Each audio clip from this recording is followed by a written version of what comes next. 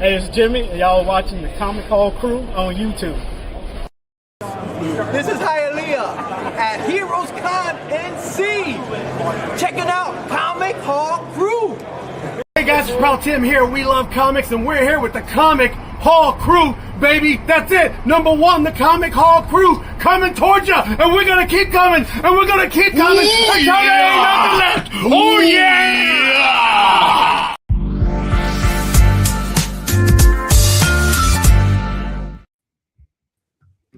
We are back. Yes, sir. We are back. We are back. As my homeboy Matt Odom says, this is the Comic Hall Crew. We have been away for a while, but now we're back, and I hope that everyone is watching is doing well. Our esteemed panelists include Mr. Matt Odom with the mood-setting light back behind him, and the homie Puff Comics 83, aka Sean. Gentlemen, how are you all this evening? Glad to be here. Doing well. Good. So we're are back. Like I said, we've been gone. I don't know when the last time we did Comic Hall Crew live stream, but we are back tonight. We got a few things we're going to talk about this evening, but you all know how we do. So I'm going to get some things going to let's go ahead and get this thing started real quick. Hold on one second, and I'm trying to find the thing now, man. It's been so long. I got you, brother. I know you're struggling, brother. They changed it around a lot since then, anyway. Last time we did. Hold on a second. Okay. All right, there it is. All right, give me a second, and we getting. Hold on, let me get this set up over on this side first. Hold on. All right, I had this stuff together, folks. It's just then changed some stuff, and we hadn't done a live stream in a minute. But here we go. You must be out of your goddamn mind. But my prices are reasonable. What? Oh, there they go. There.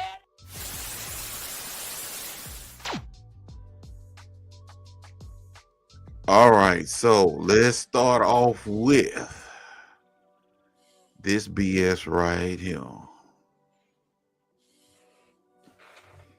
Cut to the chase. Yeah, I know. Yeah.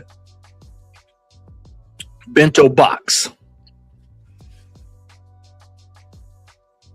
Popeye's one-piece Luffy bento box, only 6 stores in hand, $350. You should go to the Soul. See how many of them in the Soul. You know what? Let us do that. This is an abomination because the meal, I don't believe it didn't cost any more than maybe $12 or $15. And of course, One Piece is one of the hottest properties coming out of Japan. So, Matt, you're gonna have to help me because I do most of this on my cell phone. Go to hold on. Go to copy and paste that over into search. Oh, you talking about this right here? Oh yeah, that's right. Yeah.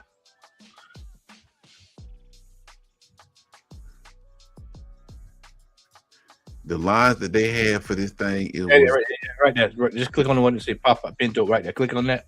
okay. Yep. Click on that. And then scroll down. Go to you scroll all the way down there. You should see it on your left. It's gonna say sold. Sold. Okay, yeah, sold item. Okay. Let's see if it'll. Sometimes you have to refresh, hit refresh, and it'll refresh. Oh, it's refreshing now. I guess it's thinking like the Dreamcast. Okay. This is not AT&T, folk.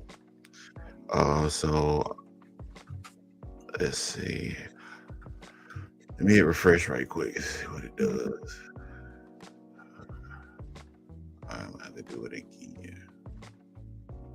I mean, but still, that's even crazy. $99, $100 for a box with a top on it.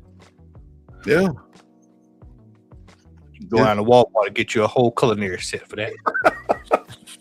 I'm talking about you can get a cookware set, man. It don't make no sense. I guess they don't want us to see what it sold for, but as y'all can see, It's one little bitty box that had, I think, 2 pieces of chicken and a Piece biscuit. on the biscuit. Yeah, it was a 2-piece. It was literally a 2-piece box with a biscuit in it. I don't even think it came in size. You see how small it is compared to the dude that's holding it. Yeah, I mean, it's a little thing with it, and it had a little piece. It had a chopper's cake. Yeah, that's right. It had a little piece of cake. That's right. But that was it. Yeah. So is this the ones, because it still ain't showing the one sold. I guess it don't want me to see it. 'Cause I went looking for one, man. I wanted one for the kitchen. I told Al, but he said, "Yeah, look, the $6." And then at that time, they were selling for even crazier price. Yeah. 6 stores nationwide. I think New York, California, Chicago, and 3 other major cities. I'm saying to myself, man, this ain't even a promotion, man. It ain't fair, number one, because it's not nationwide. And you get to a point where you see this kind of stuff, man. It's like, why even bother? Because you're gonna see this. You know what I'm saying? You gonna see this. Like, if $288.88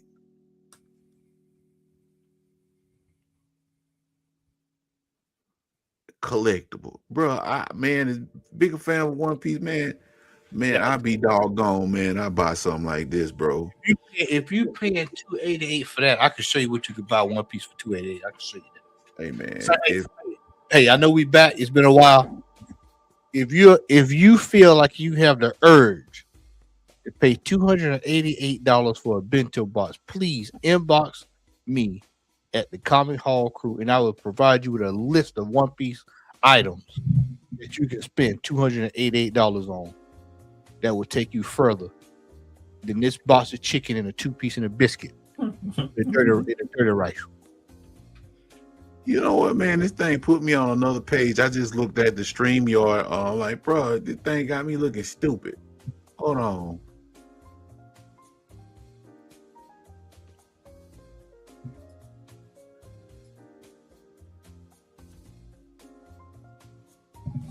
All right, there we go. Come on. Oh, no items. No. Yeah, I did it.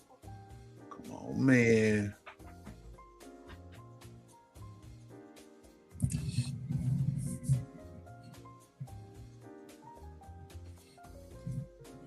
You know, it really don't matter, man. The point is this. Yeah, the price is it's ridiculous. Yeah, it's ridiculous. Scandalous is what it is. Yeah, don't make sense. I just wanted to show y'all, man, this is some foolishness. Second. What's up, Cookie? How you doing, man? Yo. Johnny, good evening, sir. Glad you could join us. All right, next thing. Not the same thing.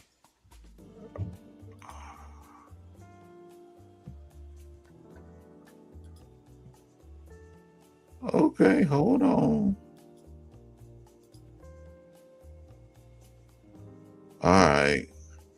Spider-Woman, #1, first solo title in Origin 1978 MCU, 2 times signed by Stan Lee and Joe Sonat. You sharing it on the screen? I don't see it on the screen. Yeah, share. Yeah, we won't see it. Are you serious, bro? Come on, man. StreamYard trip. Hey, it's all good. Hey, it's all good. We just knocking off the rust. You gotta think about it. You gotta go through the first hour, not the rust off. Hey, it might. So what, Sean? I said we might be back 5 months later, and they change things up again. All right, here we go. Spider-Woman #1, first solo title in Origin 1978 MCU, 2 times signed Stan Lee and Joe Sonat. Do y'all think that's worth $1,200? No. Stop right there. Hold right there. Stop right there. Are they saying that's signed by Stan Lee and Sonat twice, or is it just 2 signatures? I want to say, because I looked at it, it's signed by Joe Sonat and Stan Lee. I didn't see Stan Lee's signature on here twice. Oh, okay, all right. But it's still. I mean, it's Spider-Man, Spider-Woman #1. Ain't no $1,200 book. Oh yeah, you're right. It's just Joe Sinat and Stan Lee. Still not worth. No. That's maybe 657 at the most. Well, remember what I said some time ago about Stan Lee's signature, bro. People think that if they put that on a book and it automatically quadruples the price of the book. I ain't never known this book to be that high value anyway, even at a 9.8 without the signatures, like you said, man, what, $400-500 at best?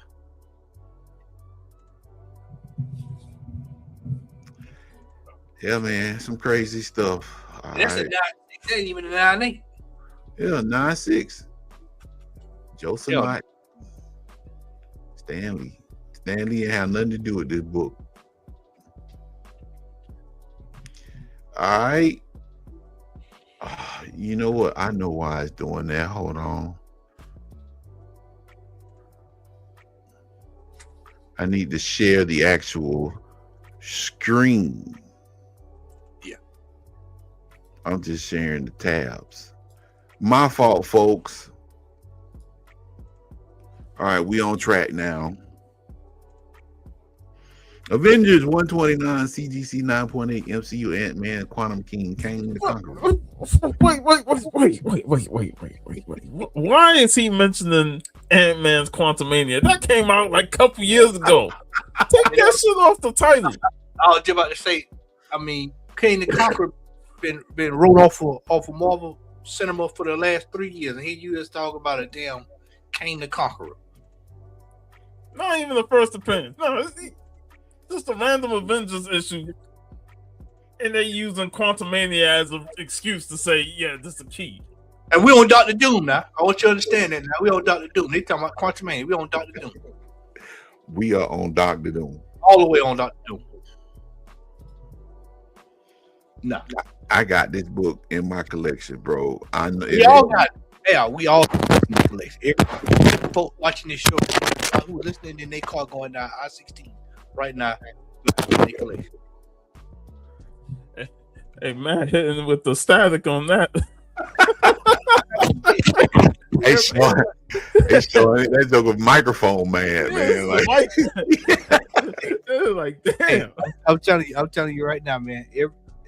It's not anybody that's our age that does not have this book in their collection. Right, Cookie. $300, maybe not a band. But you know what? I can't. You are being very generous, Cookie, because I only see 300. Not for this book. Like, the only thing they used that for was based on, like Matt said, Quantumania, or Sean said Quantumania. But Kang ain't been there in the equation in a minute. So It's just like, why? I saw this, man. I said, bro, It's a 9.8 tax. That's all it is 9.8 tax. All that is 9.8 tax. and this right here never fails. MCU never fails. All right. Oh, never mind. Let me skip that.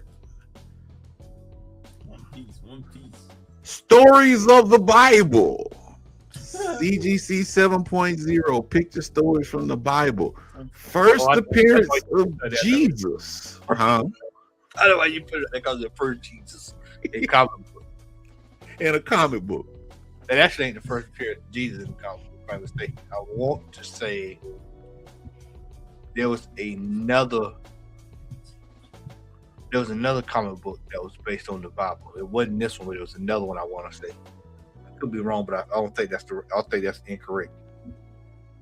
But I see what he's trying to play at. He's trying to go, hey man, you want to get your first look at Jesus in the comic book? This is it right here. He opened the. Hey! He ran the people out the temple in this issue.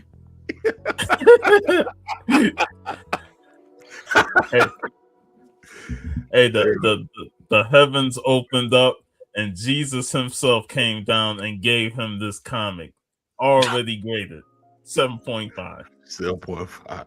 7.5. Jesus blessed him with this book. Hey, Sean, apparently he didn't give him much regard since he gave him a 7.5 instead of a 10. You know what I'm saying? He said 9.5 won't do.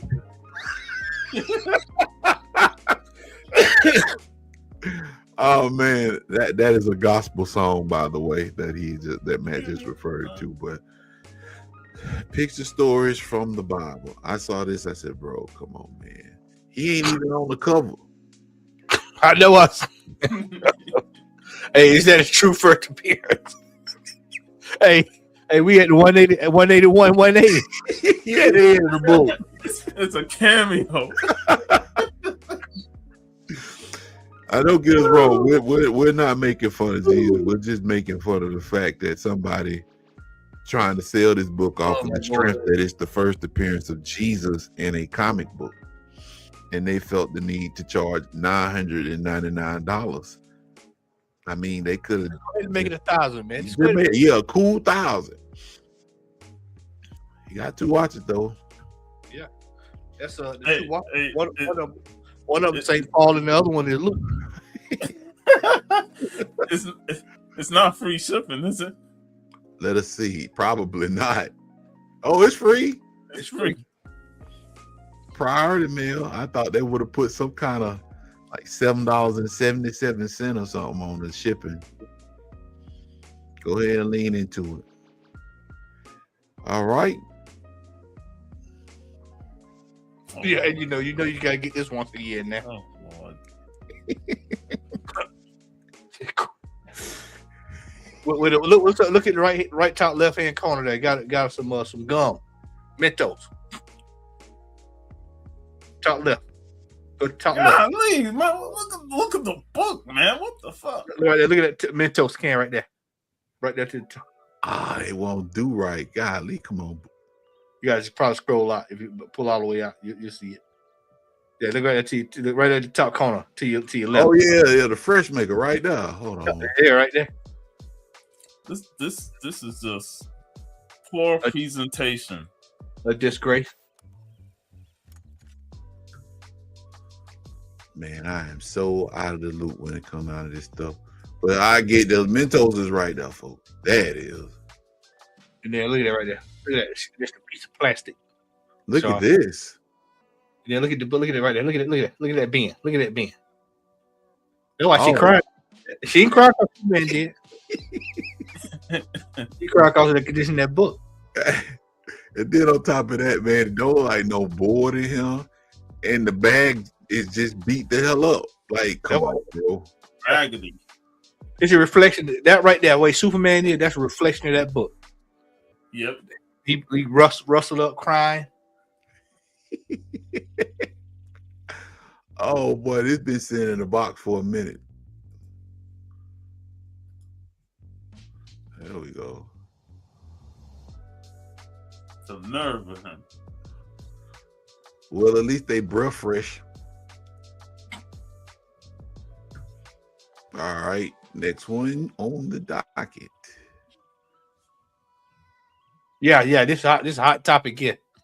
I've been hearing about this all week. You should see the ones that sold. You should see the ones that sold. Oh yeah, you got folk paying $60 and $100 for a box of Pop-Tart. How much? $60 and $100 for a box with Pikachu on it. Hey, that prompt came up, said make an offer and negotiate an even better deal. They done. You know what? I'm gonna do this for y'all. I know mine. They trying to get me to sign in. I ain't got time. I'm gonna send them an offer about $10.75. You would accept it too. Okay, anybody for to buy that junk? $50. That's $12.50 a box for some Pop-Tarts. Or a Pikachu. Or a Pikachu pot. And you know what really blows my mind, because I saw that they were not just doing this with like Pop-Tarts, but they were also doing it with like other Pokemon related like items and stuff. And that got me to thinking, like, are they selling Pokemon cereal for like $20 a box? I mean, You know they got a new starter. You got a starter jacket that came out, the Kanto starter jacket that they folks scalping that. Hold up, Kantos, how is that spelled? Kanto. Type in Kanto starter jacket.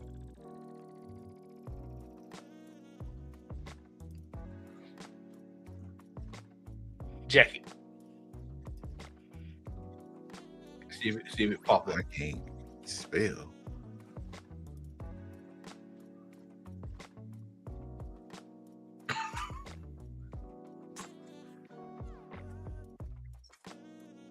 Hey man, the starter jacket didn't cost that much when we were young.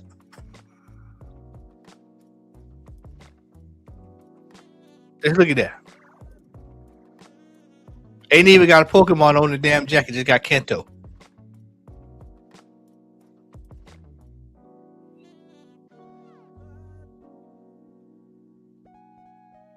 Yeah, This is sick. it is. It's So demented. what's the going retail price for them? I don't know, but it ain't $250. I can tell you that. You probably get one. I mean, starter jacket. You know, starter ain't started what it used to be. So I would assume starter would be like maybe what 75, Let's see. 65. But I don't know, man. With the tariffs, it might be up there.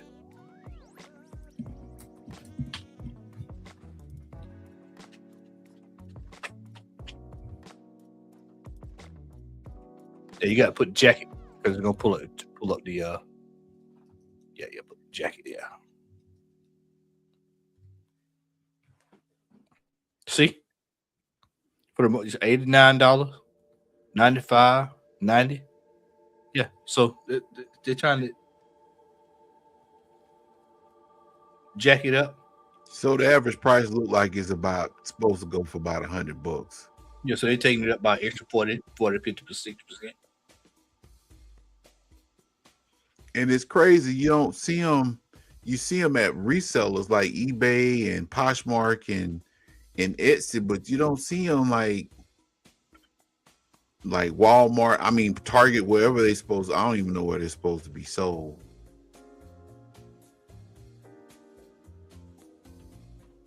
That's insane. Yeah. Well, that's all I have for tonight, man. For you must be out your damn mind. So I figured we go down memory lane and get acclimated again. So yeah, that's pretty much the deal with that. So on to the next segment. Anybody been watching any of the TV shows? The Boys, Daredevil? I have got to get caught up on a lot of stuff, man. There's a lot of stuff out there that I've got to get caught up on. Daredevil was really good. I enjoyed the season finale of it. Oh my God, man. That last season. There's no spoilers to anyone that hasn't watched it, but you watched it, man. No. Because I was getting caught back up on Invincible. Yeah, I've been trying to get Sakamoto. I've been trying to catch him on Sakamoto days. Yeah, bro. Well, how many episodes are you into that? I'm about halfway through with it now. Okay. Yeah, Sean, go ahead. Go. I'm sorry, man. Oh, it's all good. So I'm just trying to, like I said, work through that, and then, little everything. It's just a lot of. If you want to watch stuff on TV, it's a lot of stuff out there for you to watch now. Yeah. Shout out to MC, man. I saw a post that he had posted when I was lurking on Facebook one day last week or the week before last. He was talking about this show called From. And I watched the first couple of episodes, man, and that was pretty dope. But yeah, there's a lot of stuff out there, man. I watched Daredevil, the season 8 finale. I mean, season 2 finale. And I think season 2, in my opinion, was slightly better than season 1. And it set up season 3 perfectly, man. So I was talking to Larry about it, and I noticed, man, people online were talking about how the season was too slow. And I'm like, do people really like value the art of storytelling anymore? They just ready to see somebody get their throat tore out like every episode of a show. Well, I think that kind of goes back to when you look at like how you have these shows where it's you were going to that period where everybody was talking about with Marvel. They're like, oh man, this show sucks because it's woke, this and third. but they don't look at the fact that you have to have a build up. You know, you got to step. I mean, you have to tell a story. Have to tell a story. And then people forget a lot of this stuff, especially with these Marvel shows recently. A lot of these shows are being brought back, you know, from the gutter. So they got to, go back and kind of get everybody reacclimated. You know. Yeah. Yeah, I don't know, man, but I was talking to Larry, like I said, man, and I noticed that there were a lot of people just talking about how slow Daredevil was, and I'm like, and it was kind of like the same argument for Wonder Man, and it's like we all have read comics and we have seen comic book issues where there really wasn't nothing too much going on. It was a lot of exposition and a lot of storytelling and propping up, if not for that existing storyline, a future story arc that they were going to tell. So I don't go into a situation, man, expecting Daredevil and Kingpin to fight every episode, but when they fought, it was, to quote Professor X of X-Clan, it was vainglorious, but yeah, season 2 really, it was really good, man. Invincible, I hate that actually ended.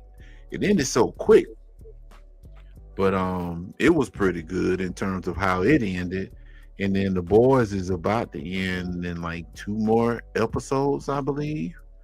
So the most recent episode was episode 6, I think, and it was good. I ain't gonna spoil nothing, but yeah, it was up there, man.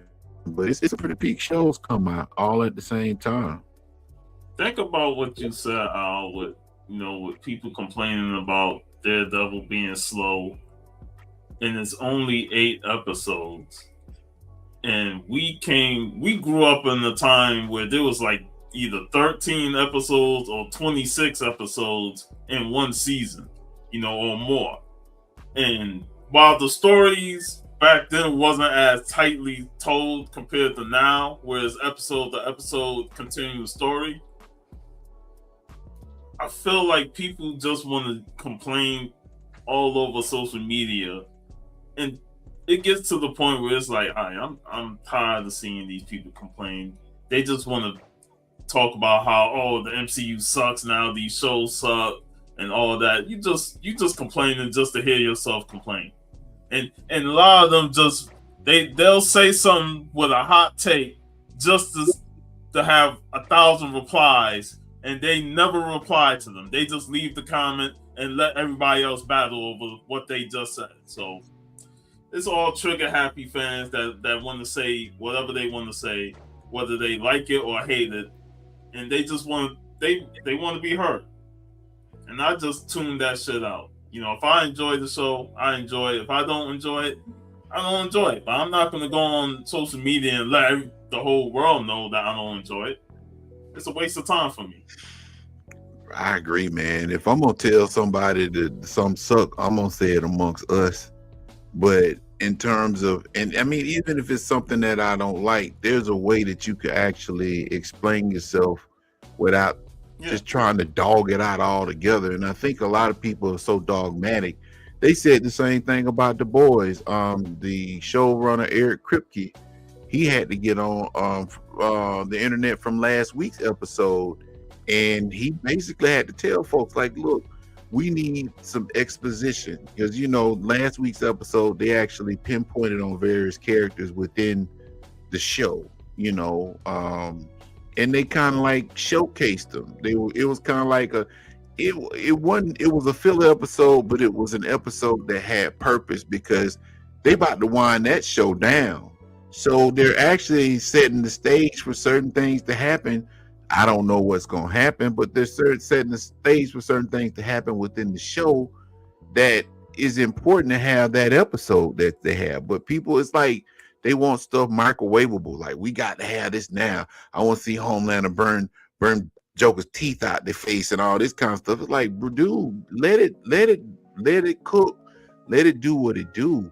And I'm actually in the belief that a lot of the people that we see complain, they don't read books, they don't read comic books, they don't understand how stories are structured, and that's how you got people online, like you said, Sean, just complaining about it. It ain't everything for nothing. Hey, when they do these new X-Men movies, they need to go straight from the scripts of Chris Claremont, exposition all. Give us that deep dialogue, Yep. and let these fools get bored out of their minds. Bruh, it'll melt some brains because as far as it goes, he's probably one of the few X-Men writers over the years that actually took time to flesh those characters out. You know, everything that we see in media today is largely in part of what he actually put into his writing in the X-Men, man. They're not I mean, some folks are just, they're gonna complain regardless, man. People are already complaining about Doomsday, and it ain't even came out yet. Like, that we don't need to see that to the end of the year. Right. We don't see it till December. And y'all, well, when they gonna show us something? But whenever they did show y'all something, you complained about the stuff that you saw in the trailer, you know. But yeah, and guess what? We're gonna get that one comment that says, "We got this movie before GTA 6." It's always the GTA 6 delay. Hey, speaking of GTA 6, they actually had it was a conference call or something not too long ago, a couple of days ago, and they said that the price, the speculative price of GTA 6 when it comes out is going to be around $79. Not surprised. I mean, I actually thought it was gonna be more, to be honest with you. I think it's gonna be more, Matt, because that's just the base game. They're gonna have a deluxe edition. They're gonna have the lockbox version, right? They're gonna have a Super Turbo 2 EX Alpha Plus edition that's gonna come with a real set of handcuffs. You're gonna have the stimulus plan edition. Oh man, yeah, it's gonna have all kind of editions, man. But you know, they also said, well, let me ask y'all a question. Go ahead, man. They're gonna have the old Rusty Brown ring donuts version. If you remember that, if you know, you know. Yeah. Rusty Brown green. But I'm gonna ask y'all a quick question, man. They also actually gave a speculation as to how much they that they spent on making the game up to this point.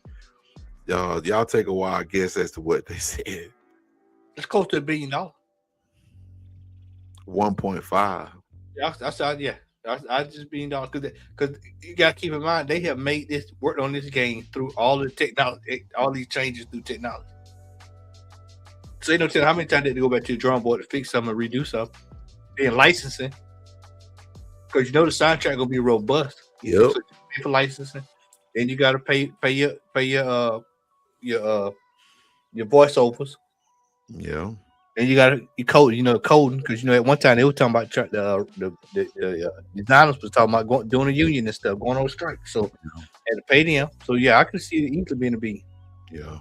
This will be the last GTA we play. I'll tell you that. Because if it took long to do this, we won't see the next one. Bro, the last one, GTA 5, actually dropped in 20. Unless they've been working on like they did with Vice City. You remember when they came out with 3? Vice City came out right behind it. Yeah. So they may have quite a bit of DLC come with their game with this one. Oh, that's without a doubt, man. They still dropping DLC for GTA 5 online. Yeah, that's the money, man. That's the money. That's where they're making the money at. So yeah. Shark cards. Yeah, shark cards and all them heists and stuff. So yeah, they still making money off of GTA 5. That's probably why GTA 6 came out, man. We'll see an alien invasion before GTA 6 come out. Like a real deal, full-blown Independence Day alien invasion. They're Prometheus. Straight up and down. All right. So, Matt, you mentioned behind the stage or backstage or whatever you want to call it that you watched Mortal Kombat 2, man. So, what were your thoughts on Mortal Kombat 2? I'll tell you, fellas. This was miles better than that first piece of shit we saw. Now I know the bar low when I say that, but it makes up. It makes up for the second movie, or the one we saw when we were younger. That trash. So me and Nick talked about it yesterday. There's a couple of things there that I wish they would have changed. Now, if y'all want me to go into detail, I will. If not, then I can. If y'all want to. Yeah, go ahead, man. Hey, bro. You sure you good? Yeah, I don't care. So my major gripe with the movie, and I told Ed this yesterday. My gripe about the movie was Shah Khan is fighting everybody. And I'm just like, okay, well, y'all telling me y'all couldn't find, you couldn't find somebody, to go out there and fight some of these other battles. Every time I look up, Shah Khan is fighting somebody. Outside of that, man, I actually enjoyed the movie. I really enjoyed it, to be honest with you. I mean, it was one of them ones where I didn't take the movie serious because of, we all played the video game, so we all know how the storyline roll in the game. And it's clear that that's what they're working up to. So for me, it was just a case of just sit back and enjoy the movie. I thought that what's his name? I can't call his name. I played Johnny Cage was outstanding. Carl Urban. Carl Urban was outstanding as Johnny Cage. Billy Butcher. Him and Baraka, boy, them two there, man, was absolute comedy gold.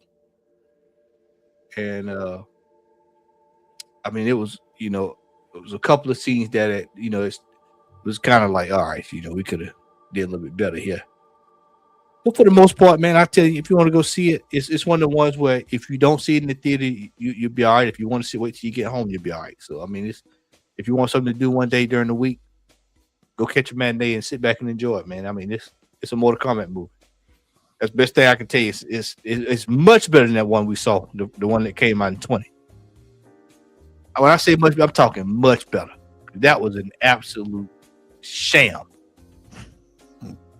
You got Goro at a farm with cows and geese and stuff like that. But Shah Khan, the special effects like in the game when you do the shoulder rush, with the green with the shoulder.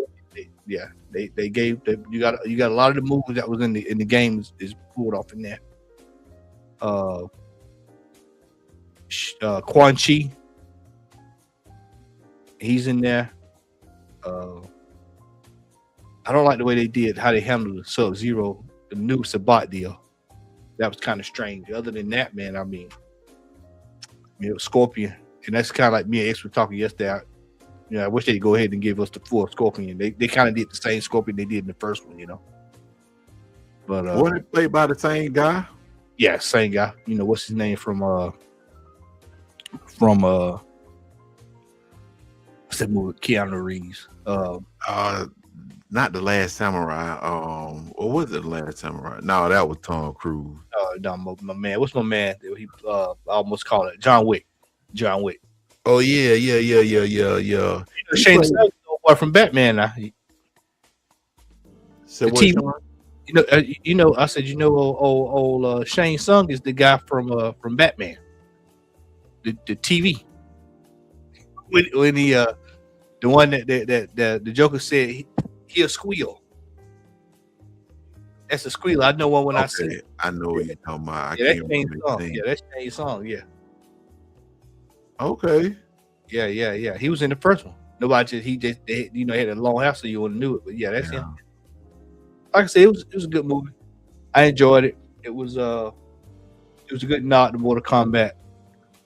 They replicated the stages directly from the game, which is great. That was the coolest part was when I saw the portal room. Yeah, I saw that. Yeah, that was tight, man. Jade, Katana, Money in the Bank. That's why I watched that movie and I was pissed off with what they did with the first one because you could have used a couple of people in this one here, man. But they screwed up in the first one.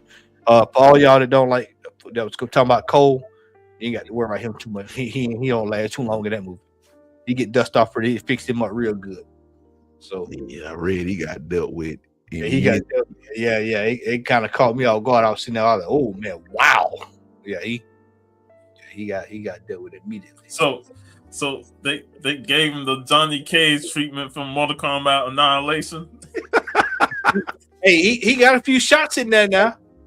He got a few shots in there, man. I actually thought I was me and the ex we both talked about it before we went in to see it, so we kind of had a theory, and now our theory got put to waste immediately. We actually thought it was going to go another way, but it didn't go that way. But yeah, he got dealt with pretty quick, and a couple other folks got dealt with got dealt with in that as well. But I enjoyed it. Like I said, it was a good movie. I give it a 7.5, 8. I say about an 8. 8 out of 10. Much better than that first one, though. Much better than the first one. Much better than that first one. I actually seen it twice. I watched it on my Super Box. So I actually seen it twice. Okay. Yeah. Okay, I see you just froze there for a second. I'm here. Yeah. Okay. Okay. Yeah. The AT&T thing was. But yeah, No, I don't read worry. it was We get fiber. I don't know if you saw it. We get fiber here now, so what with Cox? T-Mobile. You trust T-Mobile? They digging the lines down the street. They putting the lines in. So you'll get it before I get it. No, they put them in your man. neighborhood. They put them in your neighborhood. They coming out if there. it's competitive. You know what? That's probably why Cox dropped the price, man. Yeah, that's exactly why. Because you know what? I know we got. Excuse us, panel. I know we're going off on tangent, but I just saw another company supposed to be coming here with fiber. Oh yeah, Cox in trouble here. I think something happened here. Yeah, Well, Bronx 8 star. Yeah, about right. They tell you that it's much better than that first one, man. That first one was, man, I'll tell you, they put another one of them out, man. I was going to have to go talk to Ed Boon. Ask you a question, brother. What are you doing?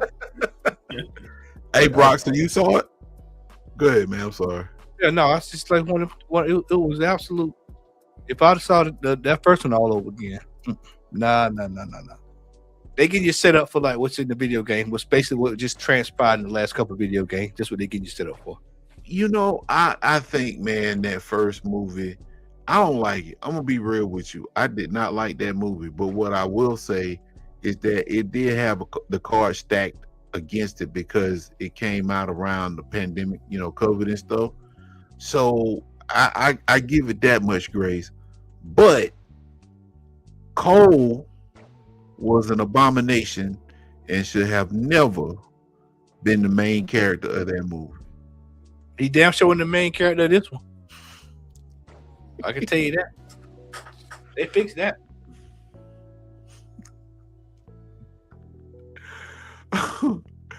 Oh man. Okay. All right. So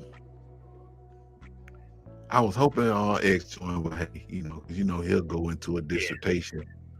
But I'm pretty sure he's tired or whatnot. So all right. So it was when you were talking, man, it was something I actually forgot, bro. It's been so long since we did it.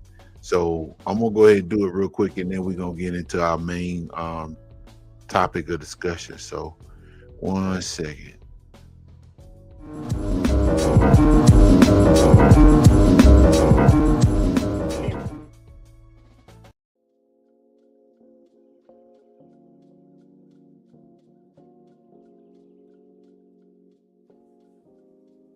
All right, give me a second. I just pulled it out. Like, man, hold up, I'm missing a segment. Lo and behold. All right, cover price top 10. This is the week ending May the 3rd. So we got number 10, G.I. Joe, Real American Hero, Silent Missions, Firefly number 1, Jorge Fornes, Connect Them 4, 1 in 25. Top weekly sales, $100 in the mint. 9 weekly units sold. Raw, $73. I don't have a desire to buy any modern books. and trying to find some kind of value out of it. I'd rather buy another copy of G.I. Joe 1 from the 80s. Yeah, you and me both. Or Transformers #1. Yeah. Lost Fantasy #6. I have no clue what this is, but it's an image book. Top weekly sales $39, raw 32, weekly unit sold 22. I wonder how they keep up with these numbers. Same way we do go to eBay and count them what's sold, I bet you. So it's eBay, okay? Because I'm like, man, how you know what a comic book store sells? This is in one of them apps. I do expect quarter die came. Oh hell no! Yeah, that's what the theory was. Yeah, and I'm glad they didn't do that. Yeah, man, I ain't watched the movie, and I would have walked out the theater somehow. That's garbage. All right, so Lost Fantasy #1, #9, weekly sales $39. #8, Rogue Trooper Volume 1, #1. I have no clue. 9.8, $150. Raw is $8. Slab is $142. But the what I don't know. That's an homage, but I feel like it's an homage. Oh, you know what? That's Weird War. Yeah, I was gonna say it's one. Yeah, Weird War, either DC. Sean, what's the DC War comic? Sergeant Rock. Sergeant Rock. Yeah, Sergeant Rock. Yeah, Sergeant Rock. That's what it feel like. That's what that is. It's an homage to. No man, that color don't look good. That's just me. Brock said Sergeant Rock. Okay. Sergeant Rock. Yeah. Sergeant Rock. All right. #7. All-Star Comics Super Squad. That's the first appearance of Power Girl, ain't? Oh, yeah. I don't know. It says co-creator of Power. Oh, this is because of Jerry Conway. May he R.I.P. That's right. He passed away recently. Yeah, I meant to post a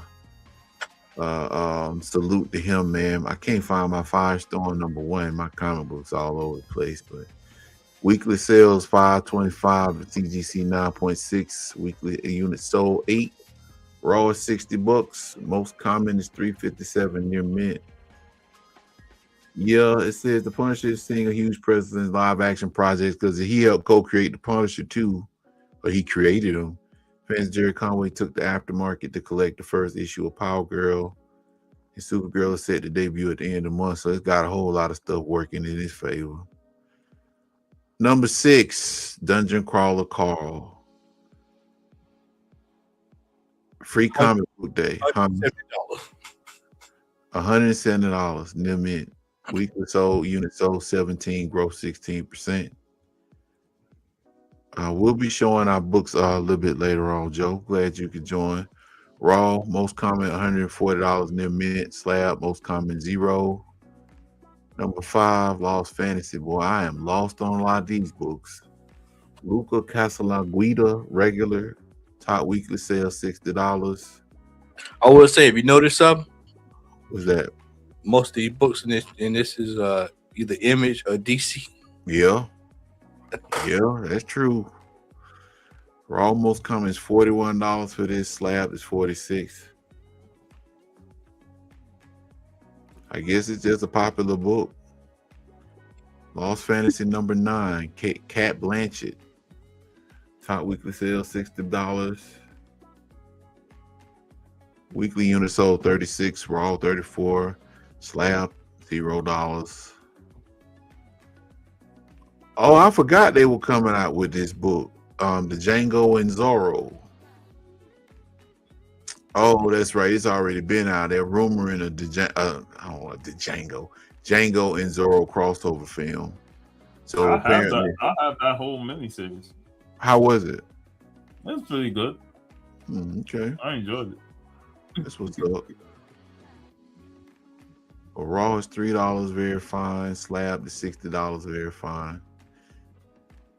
There we go. First Marvel book. But I mean, you know why that's there. You already know why that's on. The Unpunished special comes out this month, right? I think. Because you know they got like an hour and a half long. It's Oh, you basically know what? Oh, it's a TV show. No, next month. next month in June. Okay. If it does come out this month, it's at the end of this month. Okay. Daredevil Born Again season 2 wraps up the week, and it was a wild ride. The reception from the previous season was a bit lukewarm. Season 1 was good, but this one was better. So yeah, John Barenthal cover. Number 1. This the book that I saw. Free comic book day book, but they had stacks of them at Fanboy. It didn't appeal to me, so I didn't pick it up. A top weekly sales for a free comic book day book is $30. I should have just grabbed all of them, but no, don't do that. Don't be the scalper. No, I ain't gonna do that. I'm not gonna be the scalper. Raw most common $18, slab $0. So, all right. I didn't have time to pull up CBS side, man. So next time I'll be more astute. Let's be more astute. All right, folks. So since we got that out the way, let me cue some stuff up over here, and then we're gonna get into the main event. All right. We're chugging along. I hope everybody's watching is enjoying the show. If you like what you see and you're not subscribed, please subscribe to Comic Call Crew. We've been missing for a while, but hopefully we can get back and do some stuff. But without further ado, where is it? Okay, there it is.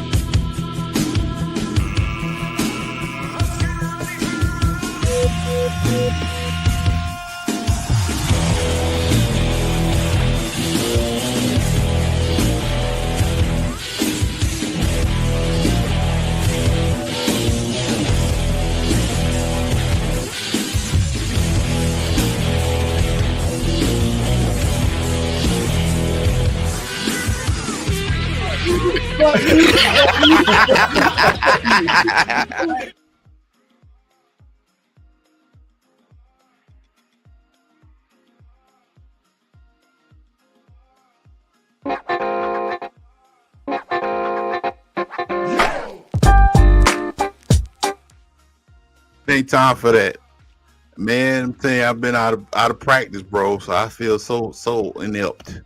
But anyway, I stopped it because you know that whatchamacallit keep going to the end. It's like a spoil at the end. Okay, all right. So this whole thing has been kind of like a conundrum. So like I said, Joe, thank you for joining. We're gonna get to those comic books shortly in our halls if we have any. Okay, so the first part of this Saturday night discussion is in regards to gatekeeping. Okay. And the reason why I came up with this is because, and I'm going to just go on the exposition real quick. What I have noticed as of late on social media, you see a lot of ebbs and flows on social media. And one of the things that I've seen as being a trend is a younger audience, let's just say millennials and Gen Z, it's more millennials than anything. They have taken a liking to a lot of the stuff that we grew up on. And what I've been seeing content creators, and they talk about a lot of stuff that we grew up on, which I don't, that's cool. I mean, you learn something about this, that, and the third. I think it's real cool that you do that because you opening yourself up to our childhoods, which I still believe that our childhoods as Gen X is probably, kids will probably never see those types of childhoods again in the history of mankind. But I digress. But what I have been noticing on social media is that a lot of these creators, if you will, it's like revisionist history. seems like a lot of them, and I'm sure it's not all of them, but a lot of them want to take credit for stuff that happened before they were born. And I mean, that goes with everything. And a lot of times when you see a lot of these videos from some of these content creators, they frame things as though when they find something out, they try to frame it as though nobody else prior to them knew about this, that, and the third. But did you know that G.I. Joe had a public service announcement at the end of the show, and they taught kids about smoking and bullying and all that kind of stuff? Of course, being children of that time, we know that. But the way they frame it as though it's kind of like it's a brand new thing. Like we didn't even exist. Like when Thanos blipped everybody out of the Infinity War movie, it did it in real life. And it seems to be, and the topic of gatekeeping has been kind of strong because I not only see it in pop culture, but I see it in video games. And again, I don't have a problem. I mean, it matters anyway because it don't matter because I'm just some dude in making. But it kind of gave me pause to look and see like, why are they doing this kind of stuff? Like it really doesn't benefit them of trying to claim like they are the innovators or they just, you know, the whole Christopher Columbus conundrum. And, you know, if you know, you know, but you can't really discover something that has already been there that people already know about. So this first gentleman, and I actually got involved in the conversation online. He is an anime content creator. And the way he framed his video as though the anime boom that occurred in America happened during his generation. And that's not true. And I can actually show you when I responded to him. But I'm going to play this video right quick, and I want y'all to chime in on what he's saying. So give me a second.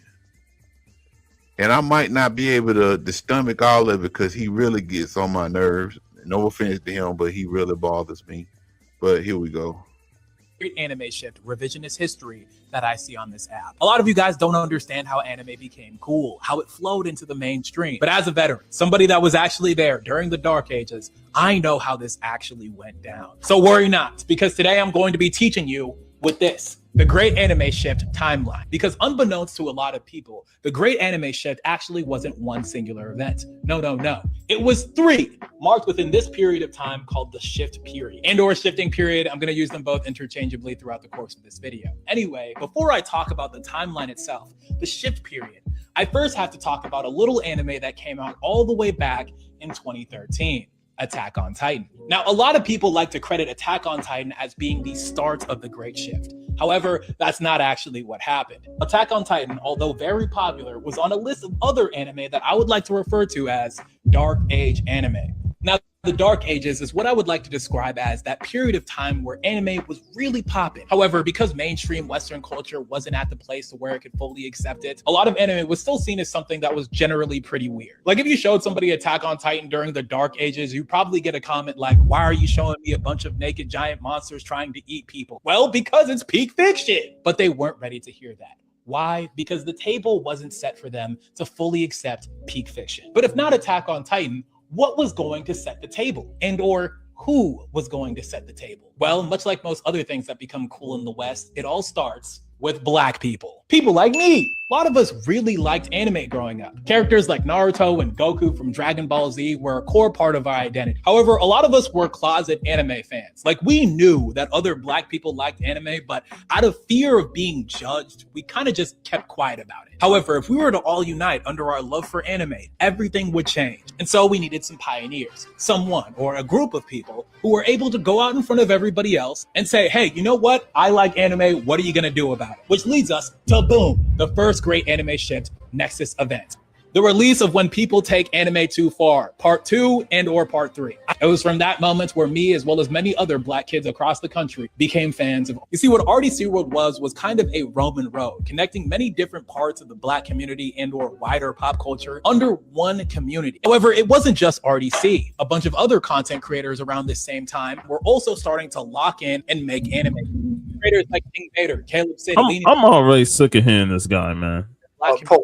So but anyway, hold on, speaking give of out content creation, 20, when it 20, comes to 30 the more great seconds. anime shift, we cannot ignore one of the biggest things that ever happened in content creation in general. I'm sick and tired at the amount of great anime shift revisionist history that I see on. Okay, it was a part 2. Okay, so Yeah. How you gonna just start at 2016 with anime? Like so we're gonna just leave out. Well, I'll get you ready. There you go. You see it right there in what you call it. I'm looking at your comment. Yeah, you gonna leave out Sailor Moon, Ranma half, Gundam, Mobile Suit Gundam, rather. I forgot about Gundam.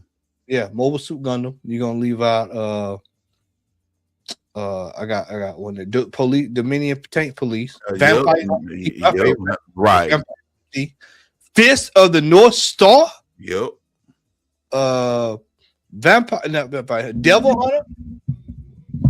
You know, you gonna leave out you got tons and tons and Ghost tons. in the Shell, man. Ghost in the Shell, Akira.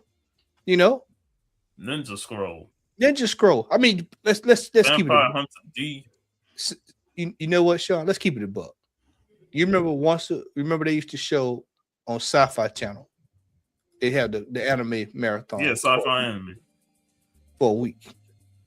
This was when we was in public. This is when we was in school. 14, 15, 13, whatever. What's my show, Al, that you watch out, that you the Goblin. Bio boosted armor Goblin, right. Then you got Airboy. Not Airboy, you got Astro Boy. Astro Boy. Yeah. And that was actually 60s. Yeah. So let me do this real quick and we can continue this conversation. So if for those that can't read it, that's me. If follow me on Instagram, that's the Big Brian. I said Gen X here. Anime started to gain momentum on a mainstream level in the States around the 80s. Ronin Warriors, Robotech, Voltron, Sailor Moon, and Mazinger Z were just some of the anime series running heavy in syndication. Advances in technology, i.e. internet, began making anime more accessible in terms of what was being offered in Japan, which was heightened by the interest of those who weren't into the genre. Now he responded and he said, I gotta know, respectfully, and I really do mean this respectfully, popular within a niche and mainstream are two separate things. Back then, anime was a niche within a nerdy genre. It was not taken seriously by general audience or favorably until much later. Here I come, bro, respectfully. I have lived in that era. How are you going to tell someone that lived through that time frame how it was? Anime was gaining mainstream momentum from the mid to late 80s up to the 90s, from syndicated TV during the Fox Kids era up to Toonami and Adult Swim. You only know what you've dredged from the internet. To tell someone that they don't know what they experienced and saw with their own eyes is laughable at best. You got it though, boss. Keep doing you. Hey man, and he started out with him. Anime started at Naruto. Right. And you know what? If that's where you started at, that's cool. No problem. I have no problem with a lot of Gen Z because most of them are fans of Naruto and stuff like that. And I'm fine with that. But for folks like me and you who have grown up through, Goggle 13. Oh, yeah. I just watched that. I mean, this is what I'm saying. Is like the outlet as if it never existed. When it did is it's like, and I understand what you're saying, Alice. Like, look, and I hate to sound like the get off my lawn guy, but at the same time, it's like, brother, just because it's new to you doesn't mean it hadn't already happened. It's happened. Right. It's like when you were young and oh man, this song here is great, yeah, but we heard this song before, and then you hear the sample track, and you're like, oh, okay, well, I didn't know that, bro. We've watched, some of the greatest anime. What is now considered you know, like Sean said, Ghost in the Shell, Akira, the gold standard of anime. There's a reason why you see some of these auctions for some of these art pieces going for what they're going for, because they are pillars of art. You know, when Dragon Ball Z come out, when the new Dragon Ball come out in the fall, you're gonna have folks like, oh man, I can't believe this. This is amazing, brother. We've watched this saga 30, 11 times. I've watched Frieza get his ass whooped 50, 11 times. From top to bottom. When he was white to when he was gold. We watched him get his ass whooped. He got her. And he went to hell and whooped his ass. So Yeah, sure did. we watched enough Dragon Ball. You know, most people don't even know Dragon Ball came out in the early 80s. Dragon Ball, exactly. Yeah, they don't even know it's Dragon Ball GT, Dragon Ball Z, Dragon Ball. You know, it's just when we latch on to something, we latch on to it like it's revolutionary. Oh man, this is unbelievable, brother. It was top notch stuff when Cartoon Network started showing Dragon Ball back in the day. It was must see TV. Yeah. Anybody that's, especially me and Sean's age, would tell you at 3:30 on a weekday, use either two places. Use either A, at the arcade, or B, you was sitting in front of your TV watching Cartoon Network, watching the Cell Saga. You were getting out of school, or at 6:30, depending on where you lived at 6:30 in the morning, you was watching Dragon Ball Z because they showed it at 6 in the morning back. I remember when before Dragon Ball Z aired on Toonami, when it was on syndication Sunday mornings. 6 o'clock in the morning. Yeah, before it was on, like, I think it was the Saban Kids Network. Yep. That was when I first started watching Dragon Ball Z, and then when it got onto Toonami, that's when it completely blew up. Everybody was doing artwork when I was in high school of Dragon Ball Z, drawing Dragon Ball Z stuff, because we knew of it from Sunday mornings. So, you know, Dragon Ball Z just started growing and growing. And I agree that Toonami run in the late 90s, early 2000s was huge. You know, we have to keep it real around here. Keep it real around here. All right. I will say I agree with him. Would say that late 90s, early 2000s when anime really took off. Right. You know, especially when Pokemon came over here and everybody started getting into the Pokemon cards and shit like that. Bro, Pokemon, Yu-Gi-Oh, and Ghostin, thanks for being with us. And bro, that's what I was explaining to him in the comments. Like, there was a steady upflow of anime from the late 90s to 2000s, like you said, with Toonami, and then DBZ, Pokemon, Yu-Gi-Oh, Adult Swim. When Adult Swim actually hit, you had like Inuyasha, you had they used to show like on the night, because they had, people forget Toonami came on at night too, and a lot of the more risque and like Ghost in the Shell, Cowboy Bebop, those shows showed up at night during the weekends. Inuyasha, Saturday night. It was the Saturday night. They used to show them on Saturday nights. Right. Project Echo, Tenchi Muyo, Demon City Shinjuku. Right. All those came on in the late night. So I agree with you, Ghostin. As far as it goes, it started in the late 90s, the early 2000s. But see, the thing of it is that this guy that the video that I showed, he's trying to break it down as though no one prior to Attack on Titan. Don't get me wrong, Attack on Titan is one of the best anime ever made. Like, it is dope. Like, the ending is kind of sketchy, big old, right? Dan said, I remember Voltron, USA Net, right? Exactly. So it wasn't like, okay, 2010 or 2011, whatever he said in the video, it just boom. And granted, you know, we some brothers on this panel and stuff, but you know, more than just black people were watching anime at that point, because that was the channels afforded those type of shows. Dan just said Speed Racer was on MTV.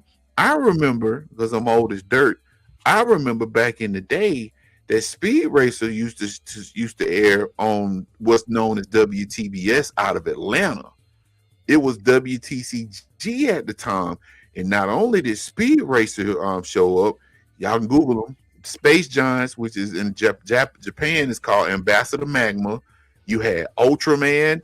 You had me and Sean talked about this a couple of weeks ago on my channel. Gotcha Man, which became Battle of the Planets over here in America. All that stuff was rolling. See, there you go. Hold on, let me blow you up, Sean. Battle of the Planet, but that's a dope poster too, bro. Hey man, I'm gonna come down there and steal it. But I ain't gonna steal your shit. But yeah, man, that right there came out in like 74 because anime, which a lot of people seem to fail to realize, it was an art form that actually started in the 50s and 60s, and it actually grew from there. And then in the 70s, like Dan said, it was just a cartoon because they played it off as a cartoon. Man, I was like 6, 7, 8 years old. I didn't know what anime was, but Speed Racer was anime. Gotcha Man was anime. Space Battle Yamato, Space Battleship Yamato, which is over here called All-Star Blazers. That was anime. So the presence of anime has always been in America. And going back to what Ghost said, I watched somebody play Kimba, and the that line. was that and 8-Man. Super 8-Man, yup. Yep, that's another line I heard about. But it's laughable to say that the anime just gained traction in America in the mid 2008 and the mid 2000s, because that's not true. But the sad part of it is he was just the most egregious person that I saw, because I figured that he would rub y'all the wrong way like he did me. But there's others like that that's not only talking about anime, but anything that we grew up in. Like I said, video games. I mean, I saw one guy, dude couldn't be no more than maybe 20, 25 years old. And he's sitting there like he helped manufacture Nintendo games coming out the box and stuff. Like, bro, come on, man. And again, if you have an interest, if that's your hobby, and go, man, knock yourself out. I don't have no problem with that. But to get on the internet and try to proclaim that anime wasn't popular, man, I'm sure you remember Media Play. Yeah, I'm telling you, man, like when I heard him say that, my ears perked up immediately. He was like, the Dark Age. I was like, so what's the Dark Age? I mean, the fact that you hadn't even, that he didn't even mention. I mean, Dragon Ball Z.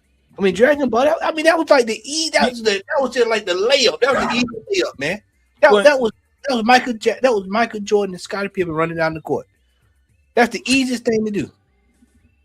Him saying the Dark Age is like he didn't really define like what is it? Was like the low point of anime or something like that? Because That's exactly what he was saying, Sean. He was saying that when you look at like a lot of modern anime with their new style and stuff, it's like, what is this shit? Did y'all see video clips of the new Fist of the North Star? Yep. I don't even have to. I know better than that. Like, I know better not to go watch that. I'm like, hell no, this ain't anime. What is the CGI shit? Like, AI. Yeah, a lot of it's AI, man. But see, us three, we just talked enough anime and we spit enough, like, just off the top of the head, man. One classic, Yu Yu Hakusho, best anime series ever, bar none. That was the 90s.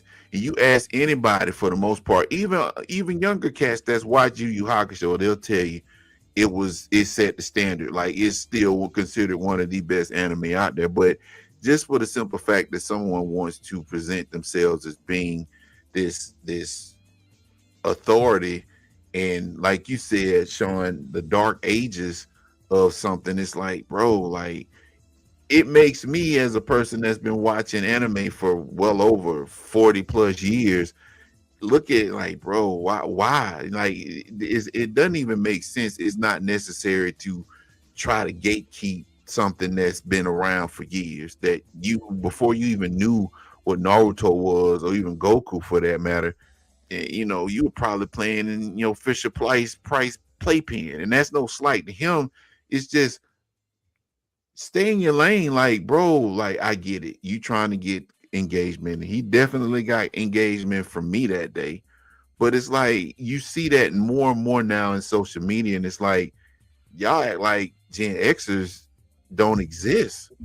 You know, It's just like that podcast from like a year or two ago with that had that kid on there that, and he was saying the outrageous thing that Jim Jones is better than Nas, and I'm like, what? And they use him to get engagement, to get people to react and have all these opinions and stuff, and then they brought him back to say, Chris Brown is better than Michael Jackson. And it's like, this is what this modern society is all about. Trying to have these hot takes on music, anime, or anything that we grew up on and say, oh, this is better than what y'all listen to. Like Chris Brown is at the level of a Michael Jackson who transcended everything around in the world. The man marched with people in other countries. So it's like, why are you even saying that? Because he just want to say that. And I hope he paying attention to what's happening now, man. But because of that biopic, Michael Jackson back on the charts. You know, they said, and according to Forbes, he owns 60% of the top 10 in one chart this week. Taylor Swift, Chris Brown, Drake, Usher. I mean, you might have your differences in how you feel about the man, but you cannot deny that the world will never see another artist like him. He transcended. But you know, at this point, but again, you know, like you said, to your point, Sean, a lot of these younger cats will come out and they say this stuff, and it's like, you know, I forget Shannon.